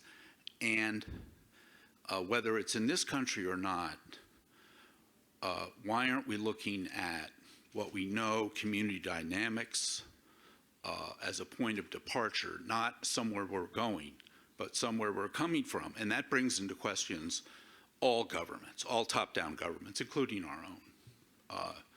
And so there's a need for a methodology, I think. Yeah, sorry. For how we reinvent governance from the ground up, which I'm actually going to hold my points for. I'm on the book panel later, so I'll talk then. Any thoughts on how we reinvent from the ground up? Or should we leave that for the book panel that will be coming up after the break? In which case, what I'd love to do, because we actually are slightly over time, is go in reverse order and ask all of you if there's any final comment, final thought that you would like to leave everybody with. Dominika, let me start with you. That's a tall order. I'd like to encourage everybody who is interested in social change to actually go and experience it. Because I think that coming to the North is fantastic, and I really need it. But I think there is something unique about what Anne and Van did, actually going in and seeing it. My slides can't tell you the story. Once you get in there, you discover the passion to go forward and hopefully a little bit of optimism that it could be done. Great. Gordon. There's a lot going on, I think. I think it's to remember it can be easy to be cynical and pessimistic when you look at particular aspects of the crisis, but to remember that it's complex and there's a lot of good, there's a lot of bad, and it's a big process. I'd just like to end with the critical need for narrative change in the work that you all are doing, because there is a lot of, and this is to Senator Merkley's point, a lot of dark money going to shift the narrative on the other side. And they're using social justice terminology to do that, which is very interesting. So I think to the extent that we can support work like yours and others to push back on that narrative is going to be very important. And I will just say that we are really at a very critical juncture, and the climate crisis is all hands on deck moment, really. Let's get to work. I can't imagine a better way to end than that call to action, so please join me in thanking our panel for a very interesting discussion.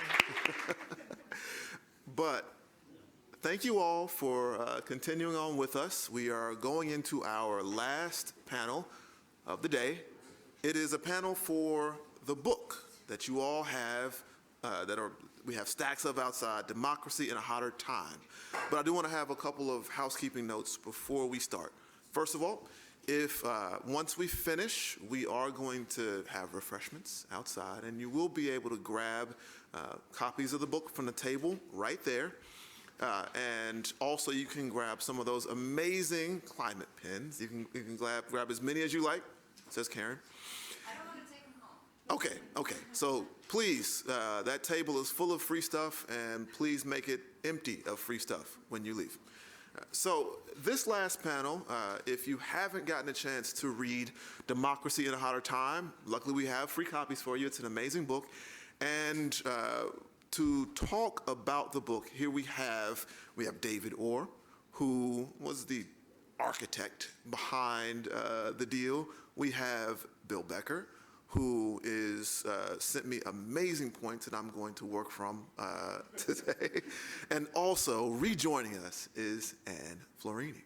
If you all can come up. I got a treat for everybody. Before we start the panel, we have a video from our distance special guest, Representative Jamie Raskin. Hey everybody, it's Congressman Jamie Raskin from Maryland's beautiful 8th Congressional District. Hello to David Orr and to the other authors and all of the friends who gathered together to celebrate the publication of Democracy in a Hotter Time and to discuss this excellent new work. I'm sorry I can't be with you. Legislative business and the general chaos of the Republican caucus preclude my attendance with you today. So I just wanted to send you a note because I love David's book so much. He's asking absolutely the right question about how climate change is affecting our democracy, but also how democracy can effectively respond to the challenges of climate change. It's getting crazy out there. As you know, I was in Arizona. It was 112 degrees or up for an entire month. The water outside of Mar-a-Lago was 102 degrees. They found mosquitoes in the North Pole where the polar bears are drowning because they can't make it to the next iceberg. Those polar bears they're good swimmers, but they're not inexhaustible. So we're just living through dramatic changes with the warming of the oceans and the development of climate refugees and so on. And all of these things are putting democracy to the test. As you know, the autocrats are on the rise all over the world. The theocrats are on the rise, the plutocrats, the kleptocrats from Moscow to Mar-a-Lago, and so are the oil oligarchs. We need democracy working to defeat not only its traditional foes like the theocrats and the autocrats, but also the carbon kings with their empires of carbon emissions. So it looks like I've got to go. I'm hoping everybody has a great time, and I look forward to working with all of you soon. Hang tough. All right. Well, thank you so much for joining us and for joining us again. David, I mentioned as I introduced you that the book was sort of your brainchild. You edited it. You helped put together this collection of people who you will read from. I want to ask about how the book came to be, how the idea came to be, and what you hope to achieve. And I've got 1 hour. You got 1 hour, 45 minutes. It was a dark, stormy night. The book actually started in a dialogue that began in 2016, a conference on when we thought that Hillary Clinton was going to be the next president. And then in the next year, 2017, we did a conference on the state of American democracy, the acronym SAD, SAD. And it was a 3-day venture. We started off with Jane Mayer from New Yorker and Dark Money and so forth, and then Tim Egan from New York Times, and then ended 3 days later with Reverend William Barber. And as he walked off the stage, it was the ending event, and it was a packed room. he said to me, Brother Orr, I'm sorry, I just didn't have it today.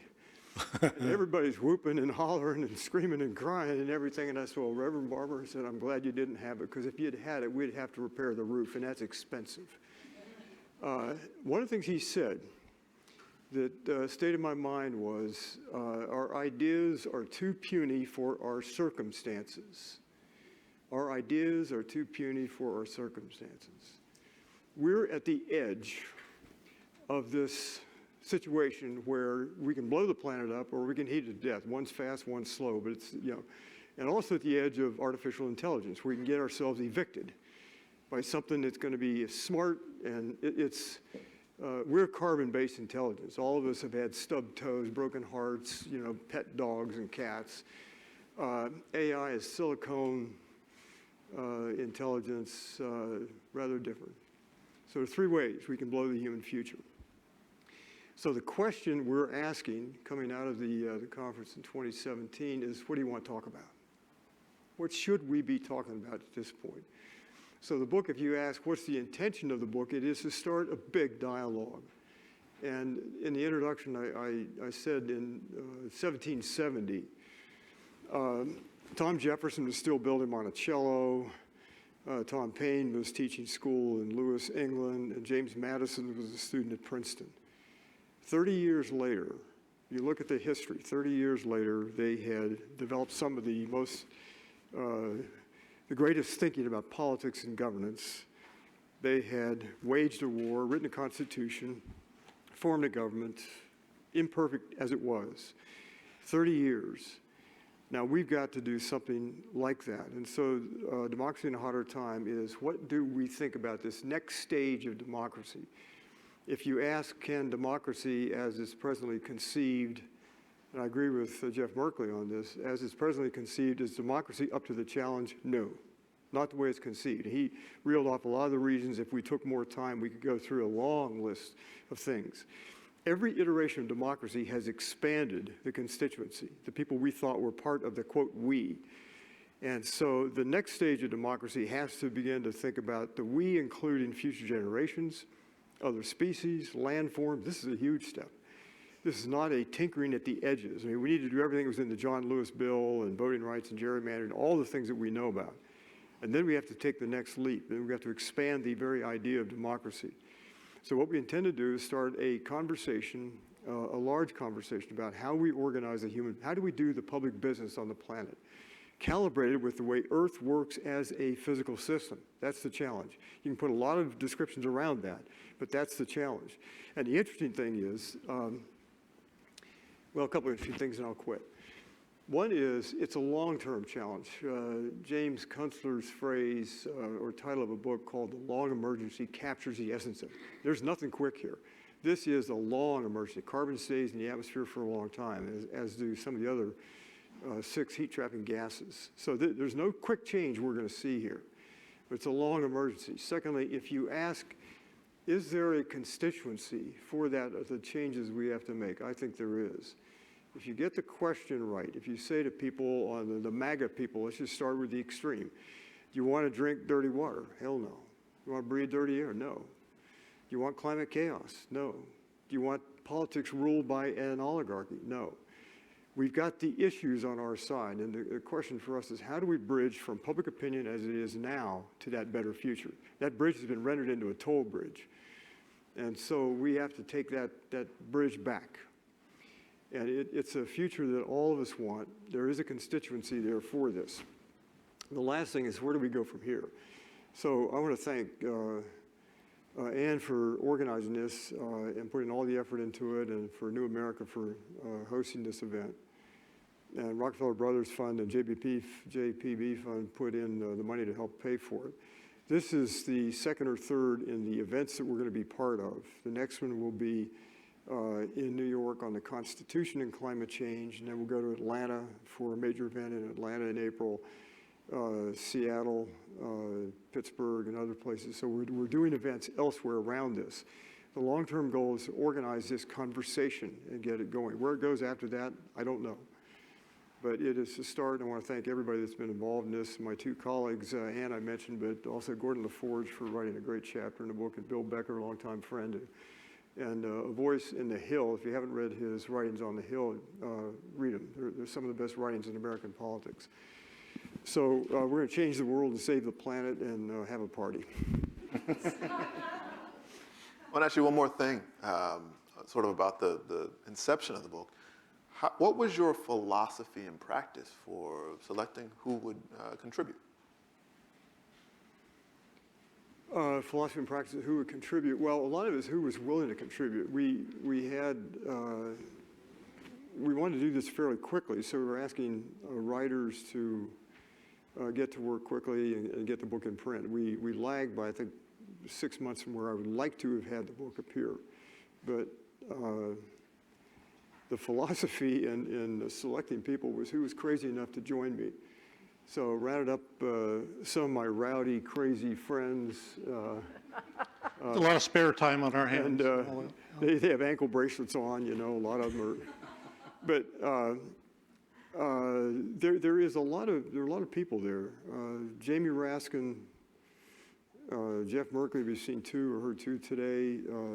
But we're more than they are. We're a majority. There are just a lot of people out there.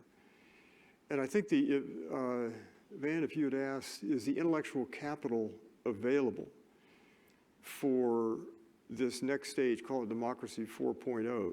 Absolutely. If you say, can we power the earth by sunlight? Yeah, we know how to do that. That's not an economic or technical issue. That is simply a political issue of that we will do that. If you say, could we design cities that are green, lovely, beautiful, and carbon neutral? Yes, we could do that. Turn over that question to urban designers, planners, and mayors, and so forth. That's already underway. Could you make transportation system carbon neutral? Absolutely. We know how to do this. It's not a matter of know-how. It's willpower. And that takes us into politics. And I'll say one last thing. I think at bottom line, this gets to be a moral issue. I think this is a question of who are we as people? What do we want to do? How do we make our presence in a way that's fair, just, decent, and beautiful? And give it staying power.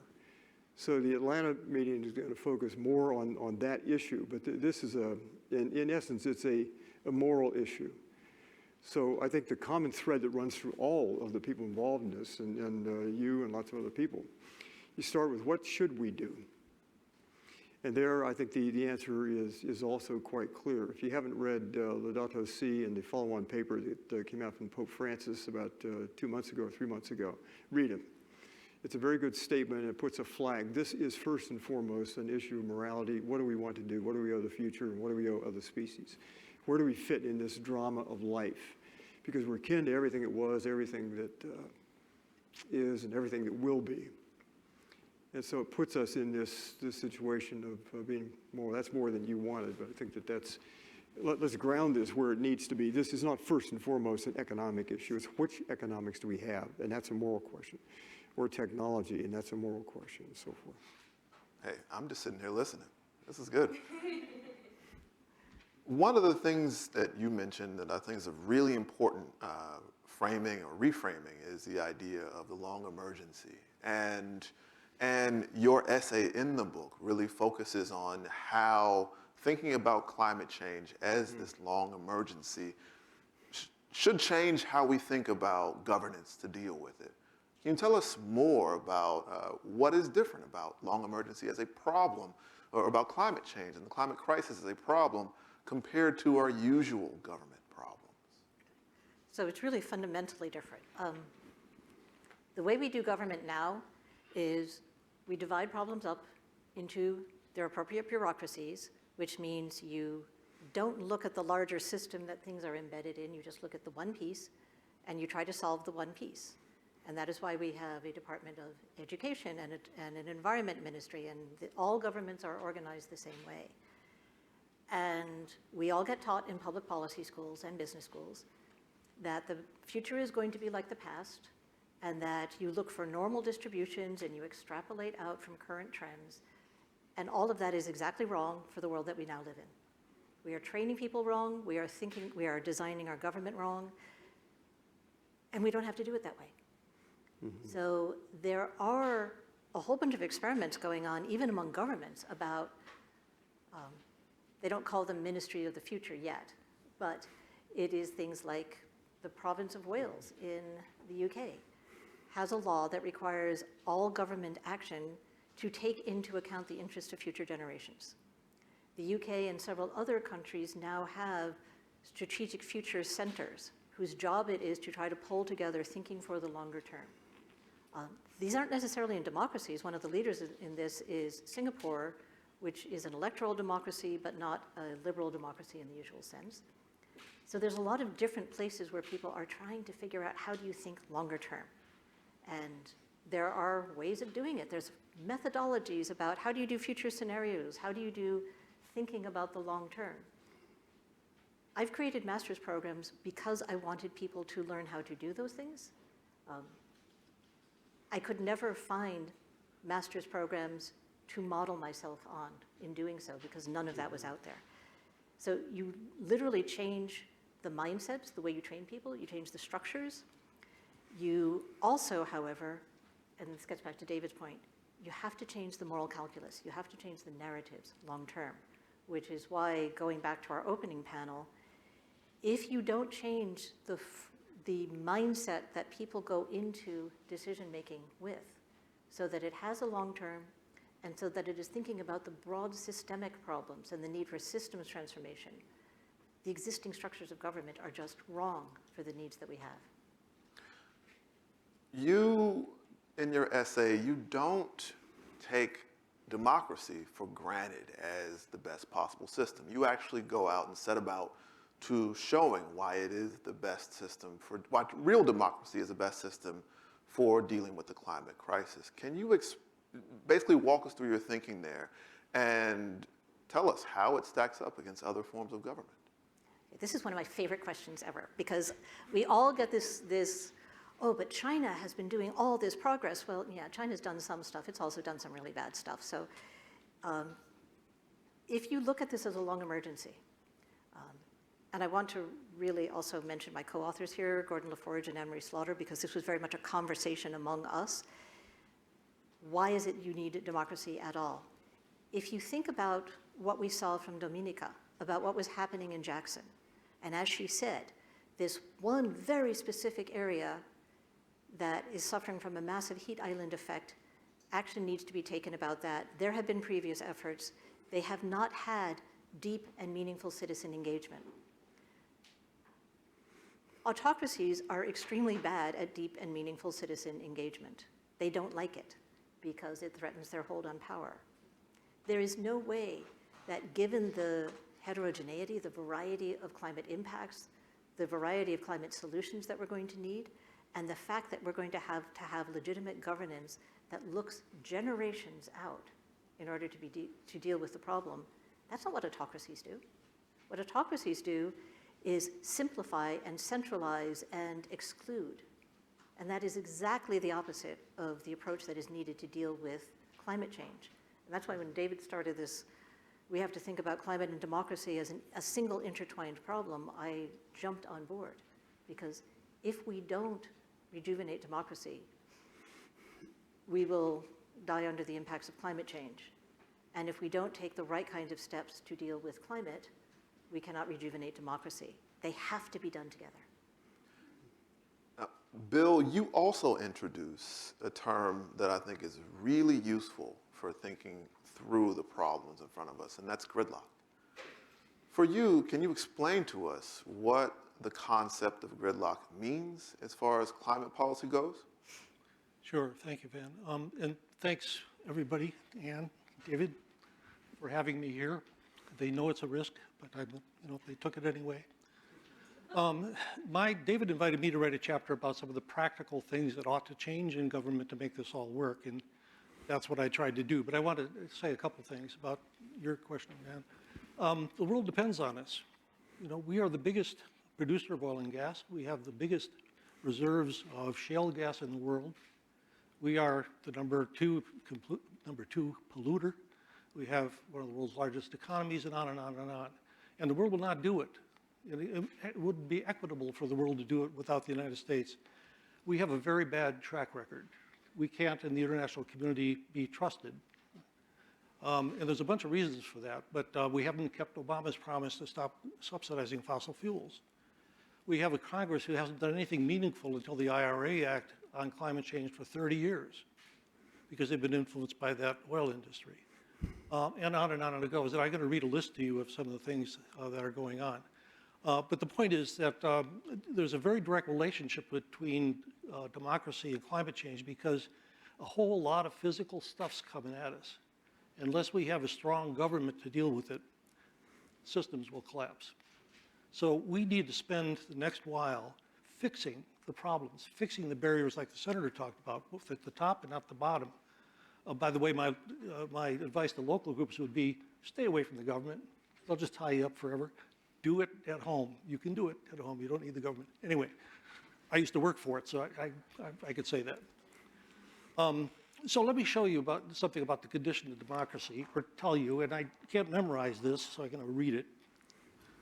But if you look at polling for the last year or so, we find the following. 77% of the country, or the people in the country, think it's moving in the wrong direction. 90% say democracy is not working well.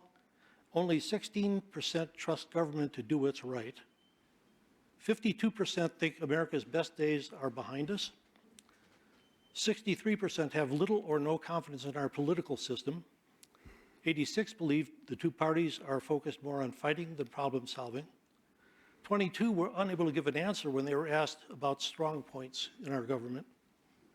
29 states have passed more than 90 voter suppression laws. 60% of the electorate wants a third party, but what they don't realize is if you get an independent or a third party, the election next year may end up in the House of Representatives if they peel off enough electoral votes. That's another topic. 38% of Americans now are in favor of authoritarian government. 23% support political violence leading up to the next election.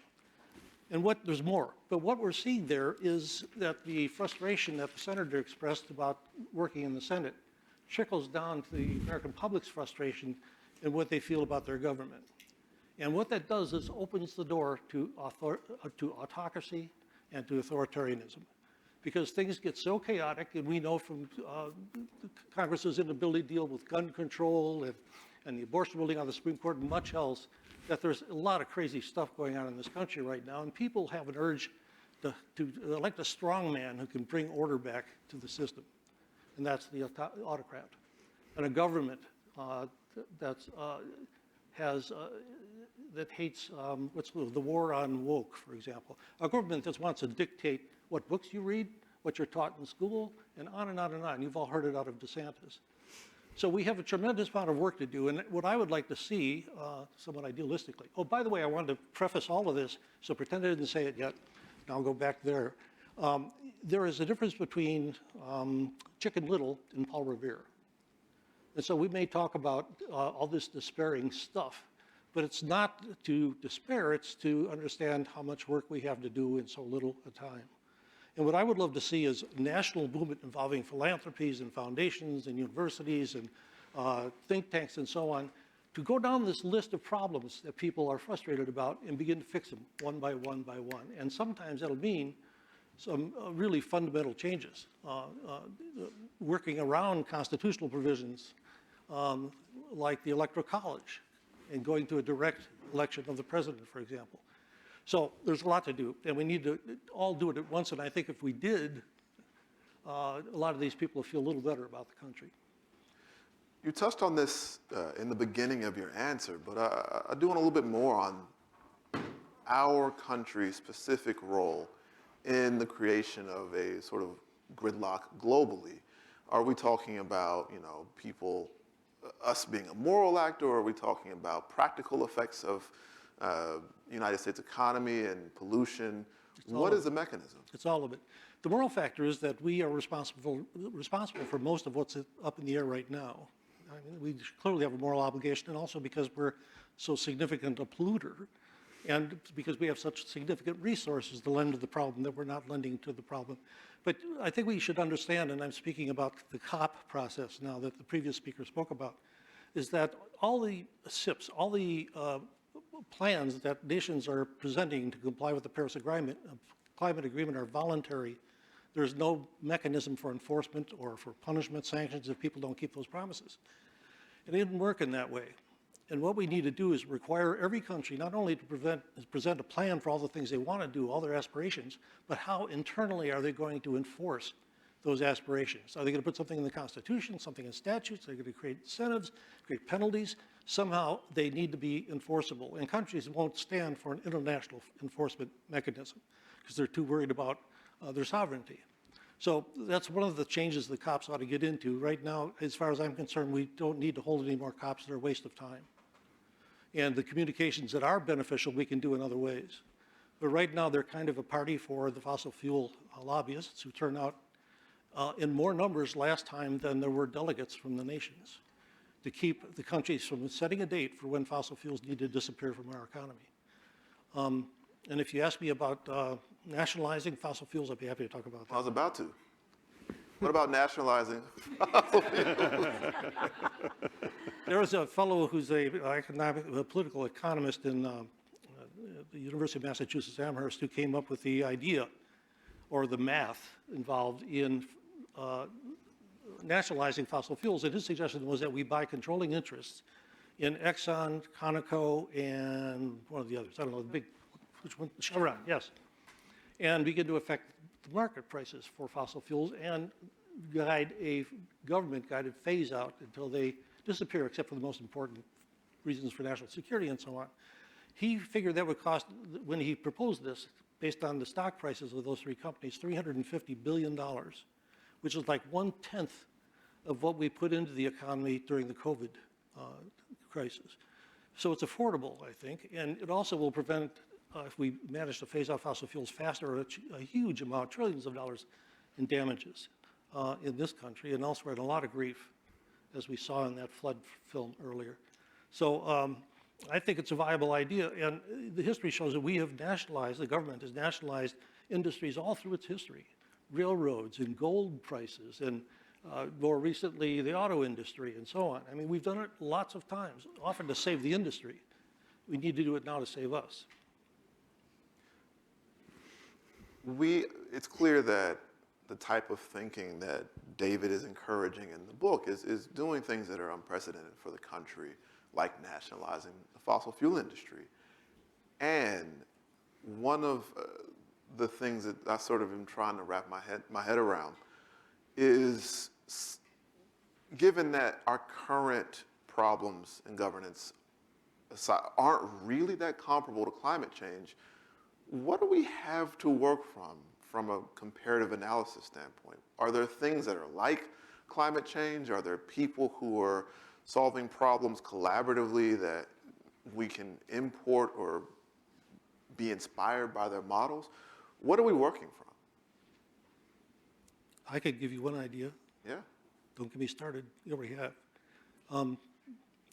We have a democracy and a form of government that's very unsuited to the long emergency because we have periodic, pretty rapid changes in leadership.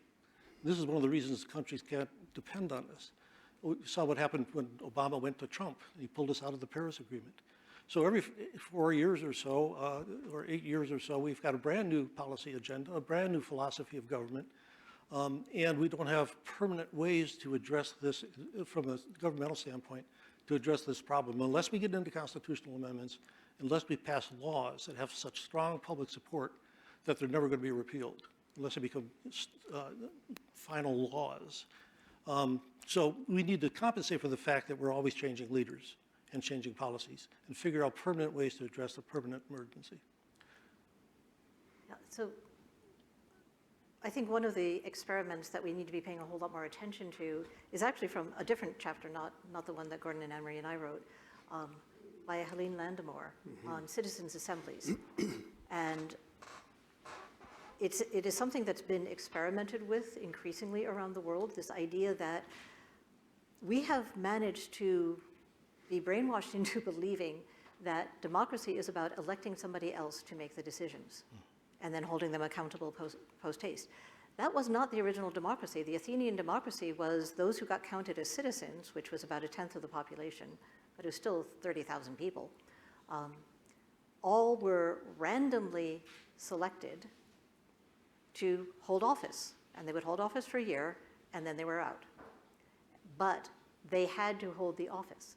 And so nobody was a professional politician. Everybody knew they were going back into the community that they had been part of for that 1 year. And so there was just a completely different approach to who's making the decisions. There was never a political class. And so you couldn't get the kind of bundling of interests that you get now. This is something that political scientists call sortition as an approach to democracy as opposed to representation. Interesting idea to play around with. So a similar approach, Athens could do it because Athens was 300,000 people, and only 10% of them were actually part of this process. And anybody could show up for the citizens' assemblies anytime they wanted to, and only certain people would be chosen by lot to play specific roles, but anybody could vote of the 10%. So what's been experimented with is, for example, in Ireland, in order to figure out how to change their abortion laws, they did not go through the political process. They had a citizens' assembly that brought citizens together, randomly selected, of course then they had to agree to participate, who would meet repeatedly over lengthy periods of time. Like, I think it's usually every 3 weeks that you do a citizens' assembly for a weekend, a couple of days. And they can bring in whatever experts they want. There has to be a neutral body that is supporting the idea, supporting the process. And they actually talk to each other. And they talk to each other face to face. And they have to put forward ideas and defend ideas, and they can all question the same experts. France did the same thing trying to come up with climate policy.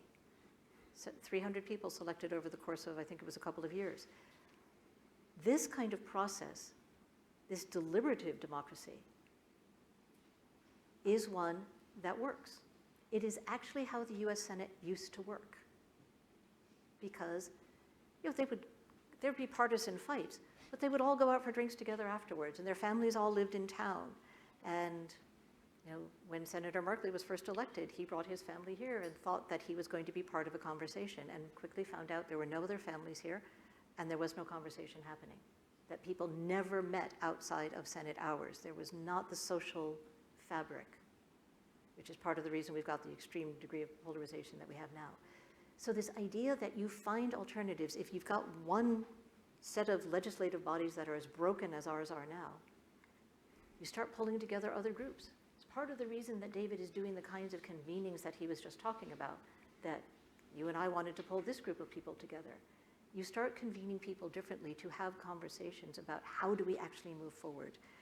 And in the case of citizens' assemblies, In some cases, they're actually given legal authority to make the decisions. In most cases, it's a moral authority, but because it has such legitimacy as a process, it's hard for the elected officials to ignore it completely, although the French process did a pretty good job of ignoring the more challenging of the recommendations that the Citizens' Assembly put forward.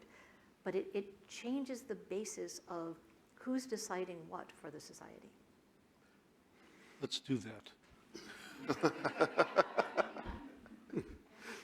David, one of the things that really strikes me about how you frame Democracy 4.0 and how you introduce this process, you are deeply concerned with history. And I'm curious, with the historical grounding necessary to do this kind of work, what do you think that says for the role of humanities in fighting the climate crisis? Well, Ben, that's a really good question. The 2017 event from which all this work started, we found that if you try to explain the election of Donald Trump with just the current data around 2016, 2015, and so forth, it didn't get you very far. You had to go back in history because the origin of our discontents go back to the slavery era, the start of colonialism, and way back. I think we have to be aware of that. We're dealing with structural issues, and they've been embedded in our thinking and the way we see the world and our academic disciplines. So if you want to understand what ails American politics, I think you have to be an historian. And I think it does go back to the colonial era. We got a lot of bad habits in taking over the world. That was a Western phenomenon. We didn't invent original sin, but we committed some original sins. And I think the colonialism, it was embedded in the way we saw the conduct of the public business. And then I think our own history, coming a little bit closer to this time, two things I think that really ail us. And Thomas Jefferson said, in effect, you can't run a smart country with dumb people. You've got to have an educated public. You have to have citizens that know something and know it accurately. James Madison, for his part, said you really have to have accurate information on media. And what we've got now is a media system that appeals to the reptilian brainstem, the amygdala, that where fear, hatred, greed, all that stuff starts. And it keeps us watching.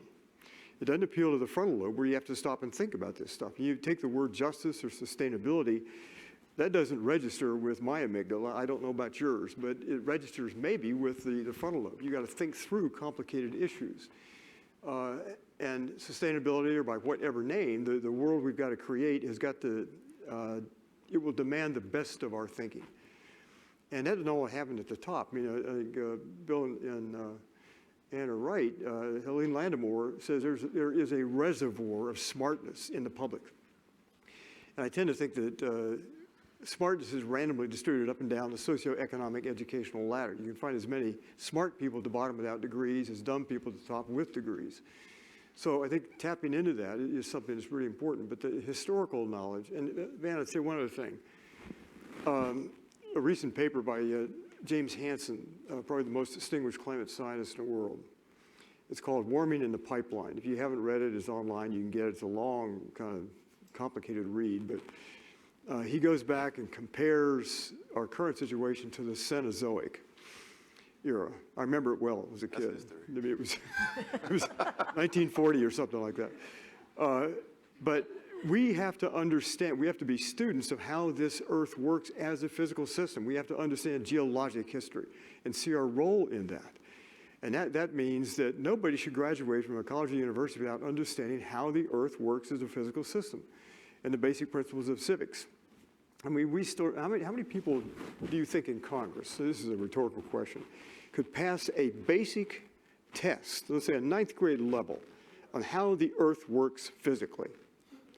Is it 2%, 10%? It sure isn't much, maybe 30%, I don't know. But if you get a driver's license, you have to take a test, but you can drive a country and you can drive it in a ditch, no tests involved. You just get enough people to vote for you. You can own a gun without a test. This Madison and Jefferson are worth paying attention to. This is part of our history. How did democracy form here? What were the basic assumptions And the assumptions were, you started with the basic citizenry. You've got to have people that understood what Jeff Merkley was saying there and pay attention to that kind of thing. You have to have the data that all the panels have mentioned here. You have to pay attention to that stuff. But that's an educated, thoughtful, engaged citizenry. Now, the last thing I'd say is this. I think Helene Landimore's paper is a good paper and chapter in the book. Her book is called Open Democracies. And we're smart people. We figure out problems. The question is, how do we get the problem before the people in a format or a form by which they can begin to work on it at whatever level? That's the real challenge to us. But we're distracted, we're entertained to death, and amusing ourselves to death, as one famous author put it some years back. Yeah, can I say straight something? off your... I just want to return the favor and compliment David. He is, if you could imagine a 3-story blender in which we put all the political and economic and great literature of the world in and blended it all up, it would look like David Orr.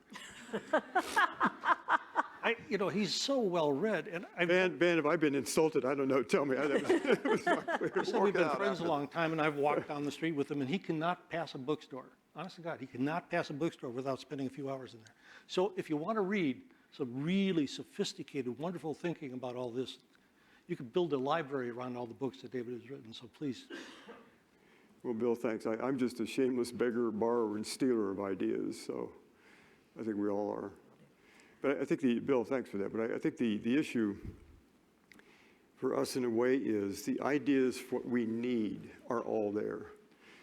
And whether it comes from democracy in Iceland or deliberative democracy events in Texas, we know what to do. The question is we're blocked. And the cork in the bottle has a lot to do with the amount of money that corrupts the system and corrupts our electoral process, corrupts our information process, corrupts our media. And but if you ask the public, how many of you think Citizens United should be repealed? It'll get 70 or 80%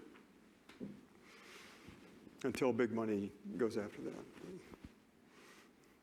It might be the fact that I'm currently working on it night and day for the last couple of weeks, but I can't get out of my head. I'm working on a lot of stuff to do with Reconstruction, the period after the Civil War in the United States.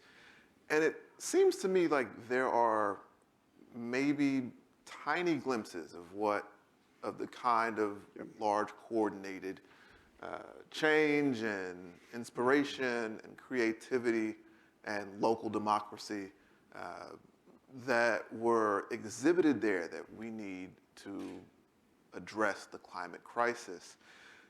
The kind of antithesis of thinking about that also strikes me is that this current fight over Black history in particular, over what is taught in schools, that's a climate problem.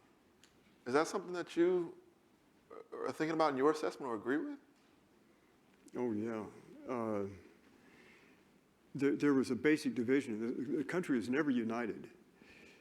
And racism goes back a long way. Slavery and racism were intertwined and then married at the hip in probably the 18th century. I mean, it's a complicated story. But there were glimpses in the Reconstruction era of a different way to organize. There were glimpses of it in the Progressive era, where black farmers and white farmers came together. The problem in the Progressive era is not as well known, but they couldn't forge a union with labor.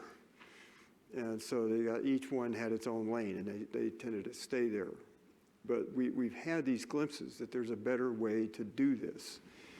And I think in terms of the thing that's so distressing about the book burning or the book banning thing now is that the point of history is to tell the truth and tell it as accurately as you can. And the idea that somehow you're going to offend people, their sensitivities, well, that's how you learn. We need sensitivities that have been jarred and opened and so forth. So, the woke thing, I think, grew out of a reaction to the 1619 Project, and it was a perversion of politics, again, appealing to the amygdala, get people afraid and draw lines and so forth. So the media system here needs to be reformed. That's one of the things that in Democracy 4.0, we aim to bring together some media people, Cronkite School, Arizona State University, and some others, CNN and some others, around a larger agenda that begins to look at how the media portrays these things. But there are glimpses. We're not as bad as we would appear to be in the media. I think there are ways to come together. I mean, I tend to be an optimist about this. I think that there are points in history where we have come together. We've solved things. And whether it was the Moors and Christians in 16th century Spain, they came together for a time. There was a time there when they could talk to each other. But we're not fated to destroy each other. But we will have to think differently, and then behavior has to follow. So anyway, man, good question, long answer.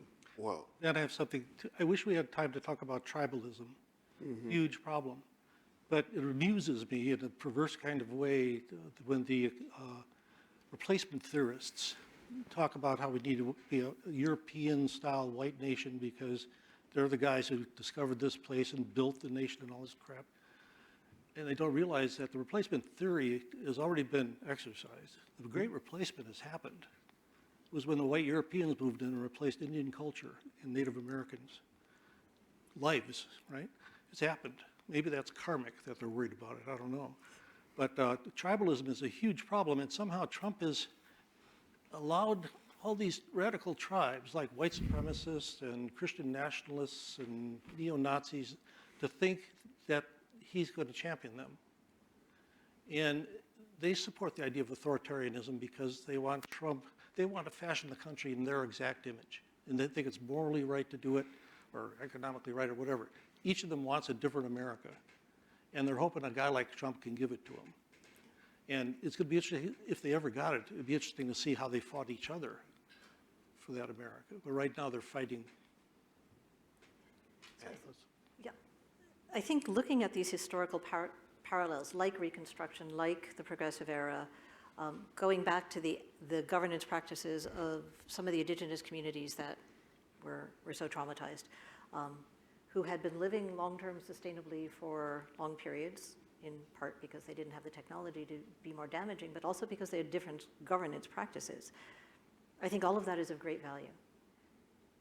The problem with all of those is that none of them had to operate at the speed and scale that we're talking about now, because of the nature of the emergency that we have. We have to look at new tools as well. So the question came up in the last panel that I was hoping that Gordon and I could talk about a little bit. Technology gives us ways of doing citizen engagement at scale much faster than has ever been possible before. There is an organization that we have looked at a bit called True Footprint that goes out into very poor areas, usually in developing countries, gives people a bunch of fairly cheap phones and networks them on those phones. So if there is a development project happening in that area, they can communicate with each other really simply, really easily. Hey, this is happening. How do we come together? Do we want to do something about this? It's simple stuff. It does not have to be really fancy technology. It's getting cheaper all the time. That allows you to allows communities to self-organize with just a little bit of support in ways that let them move a whole lot faster than has been possible before. And we're going to need that on steroids because we can't rely on small groups here eventually getting connected to other small groups. It's got to be at a much faster, much larger scale. And so we have got to figure out how we engage the tech community, not all of which is the tech bros like Elon Musk. There's a whole bunch of other types to be part of this conversation because we're not going to make progress fast enough without it. It's a friendly amendment to the comment, and I think one of the chapters in the book by David Gustin, who is a colleague at Arizona State University, David proposes that there be no innovation without representation. You think about that. Nobody voted for Facebook, we just got it, and we didn't read the fine print. Nobody has voted for AI, we're just going to get it. And we hope that there'll be some adjustments somehow to control it. But democracy ought to apply at the workplace, at school, at the family level. I mean, as John Dewey said, it starts down here and it bubbles up if you don't have democratic attitudes and so forth. So linking people is a tricky thing. Facebook was going to move fast, break things, and bring us all together in one big kumbaya. Hadn't worked out that way. Facebook elected Donald Trump, and it'll do worse than that. And so we have to think hard about how we connect to each other. And I worry, I've got 4 grandkids. 3 of them I worry about because they get up and they look at the phone right away. That's an addiction. They're connected to their friends, but in ways that are often malignant and perverse, especially young women. I've got 3 granddaughters. And so you see, I would like to see us, and one of the next event, or this event, if we can pull this off, it'll be at the National Academy of Sciences. Let's start talking about how do we measure technology? How do we assess it? In 1994, Newt Gingrich, who's then Speaker of the House, pulled the plug on the Office of Technology Assessment. That was the one organization where a congressperson could go and say, do a study on this and come back, and it was a public study, and the work they did was actually pretty good. But we zeroed it out, and that's a little bit like turning your headlights off at a high rate of speed on a windy mountain road at night. We don't know what this stuff does to us. We think we know what they're going to do for us, but the fine print is what's it do to us. So the fine print of all this stuff is unknown. I would say let's democratize the process of technology. I have no idea how it would happen. Silicon Valley would fight it tooth and nail, and they've got a lot of big bucks. But I think we ought to have a say in how those things are developed. They typically developed with our money. Those technologies were developed first when they were not profitable. That was our investment. That's your money and my money that went through DARPA and other things, and we never got a penny back. And then we find these technologies are developed in all kinds of ways that undermine we, the people. So I agree with Ann. The right technology at the right scale, at the right time can be an incredible aid. But it's like those railroad signs, stop, look, and listen. And we need a way to evaluate this stuff as best we're able. It's always going to be through a glass darkly, but as best we're able to evaluate technology and see what it does. And then gradually implement something. Let's do some experiments. Let's talk about this stuff. But the scale of these things tends to hit at the structural level. And we're not good at dealing with structural problems. That's where revolutions start. But I would like to have this conversation go into the realm of technology. Let's talk about this stuff. Right now, we're cheerleaders. We're technological fundamentalists. Whatever comes out of the pipeline, we say, that's great, it's wonderful. We celebrate it, and then we find out later, ooh, there was a dark side to this stuff.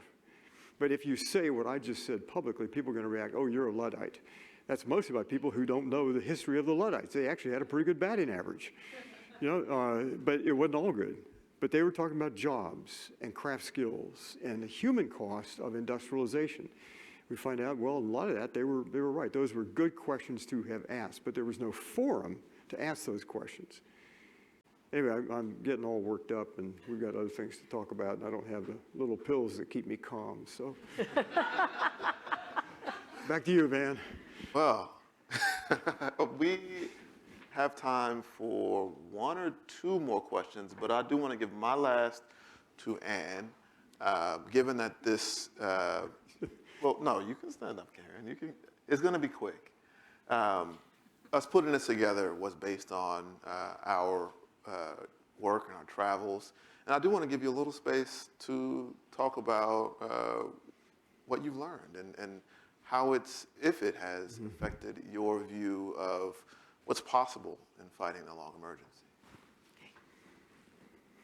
So the places that Van and I have gone so far are not places I ever would have gone had he not been my partner in this. And I would have had no idea how to go into them, which tells you quite a lot about our country.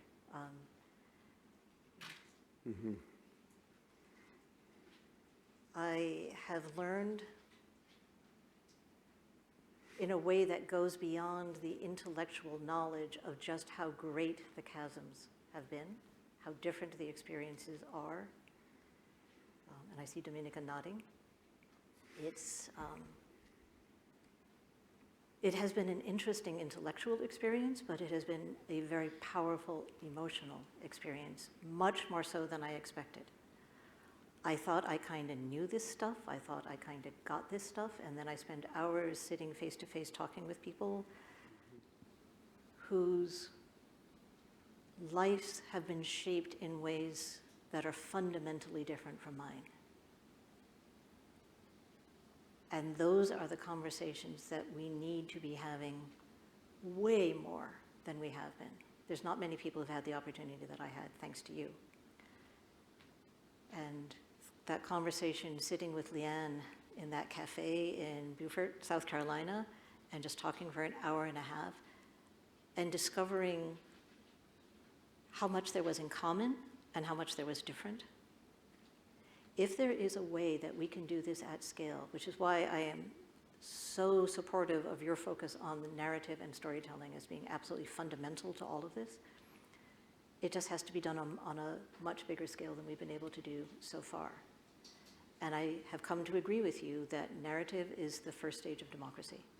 That without it, the rest of it is just going to be an intellectual exercise that can never compete with the amygdala and the fear mechanisms that David's been talking about. It's where we have to start. No more questions from me. Hi, I'm Karen Florini with Climate Central, but I'm asking this question more in my personal capacity, and my sister has no idea I'm about to ask it. In the US, we have, surprise, a massive partisan split on climate. If you actually look at the polling around prioritization of issues for the top couple dozen, for liberal Democrats, and it's in the top 2 usually. For moderate Democrats, a bit lower still for moderate Republicans, if there are any left.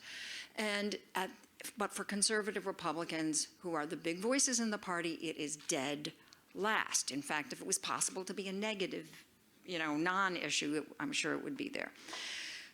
So specifically, I want to ask all 4 of you, how do we engage conservatives? Or how does somebody engage conservatives? How does somebody produce narratives that are relevant to conservatives as a moral issue in a time frame fast enough that is relevant, given that as of yesterday, November 6th, the atmospheric CO2 was 419.28 parts per million. I am asking you to talk about the elephant in the room. You go first, Van.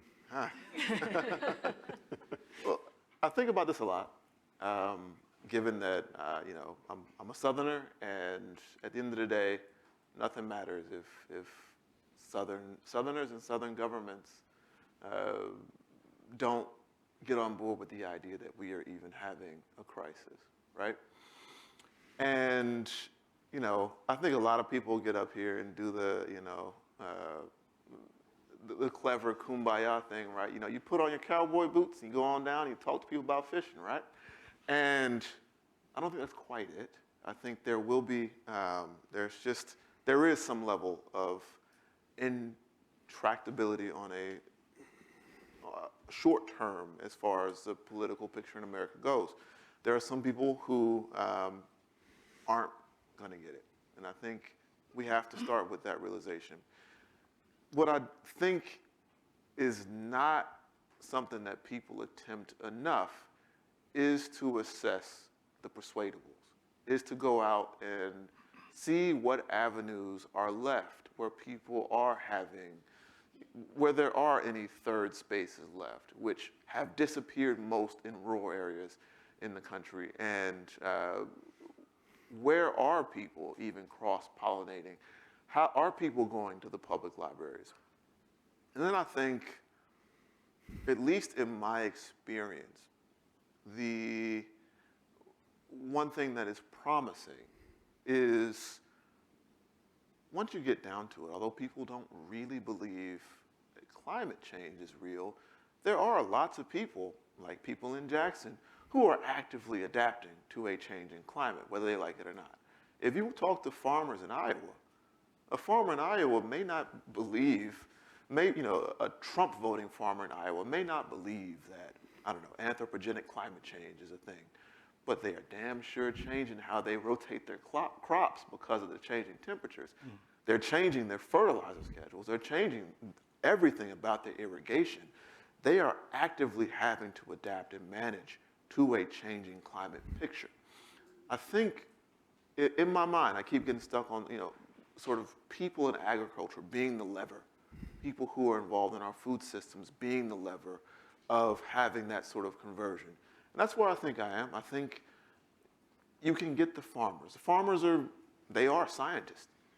And every farmer is a scientist. And I think that's where you start. Does it translate from adaptation to anything relating to mitigation? I think so.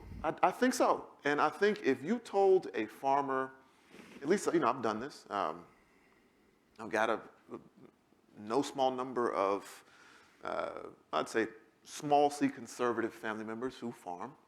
And climate change, even if they aren't sort of rabidly against the idea of it, it doesn't register for them as an issue. We've gotten someone to put up solar panels just by talking about the cost. At the end of the day, if you can convince people that there's a cost incentive to believing in something, they'll believe in it. And I think one way we do that is at a sort of top-down level. We have been very good at making farmers believe in the primacy of corn because we subsidize it. We can feasibly, if we're talking about change at the federal level, we can make that sort of incentive that changes belief systems. And yeah, I think it's possible, I'll say. Yeah. And can I take a crack at that? Can I butt in just on that point? I think you've asked a really good question. And 3 responses right away. One is, we don't know that we're going to make it. Let's start with the understanding. We may not make it to climate change. We may not be able to save democracy. Number 2, the reason is, Amitav Ghosh, the writer, wrote a book not long ago called The Age of Derangement. We are living in a deranged age. The only way I can see this, and let me compare it to an emergency room visit. When you get in the emergency room, the role of the physician is to stabilize vital signs. That's the only thing.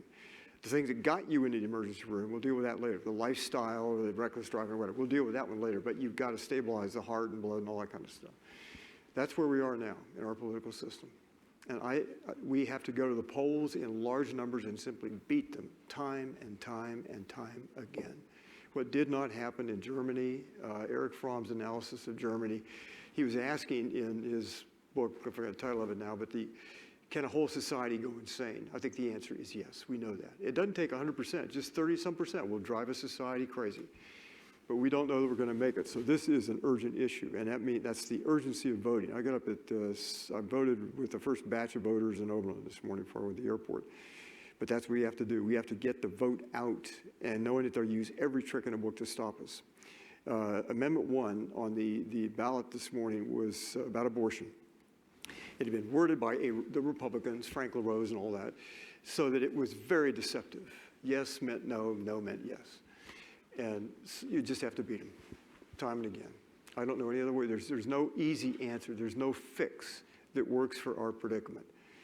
And that's typical of most of human tragedies and most of the big issues in human life. There's just no fix. You've got to go fight the Nazis or fight this or risk that or, it's just the way things are. I think we're going to win, but I think it's going to be a close call. Dana Meadows, when asked, can we make it, used to say that, yes, there is time, but just enough time. I think that's the only answer you can give. To address it at a real ground level, David's absolutely right. There should be no vote left behind. But in a very practical way, do we have to leave now? I've done a lot of work with disaster-affected communities. Well, I will give you the last word. Oh, okay. All right. All I want to say is there's a very diverse, a lot of very small farm communities that have been affected by disaster, and you need to learn to talk to them about the problem. And what I've learned is, first, talk to people in their value system. Understand what means something to them. And one of the silver linings, I guess, about climate change is it's so pervasive that almost any topic is affected by it that we care about. So talk in their value systems, understand that there's no moral victory into making them admit that climate change is underway.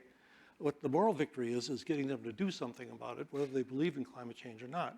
And happily, it turns out that many of the things we need to do are the right things to do anyway, economically or environmentally. Right now, there's a huge battle going on in rural areas across America about wind farms and solar farms on agricultural land.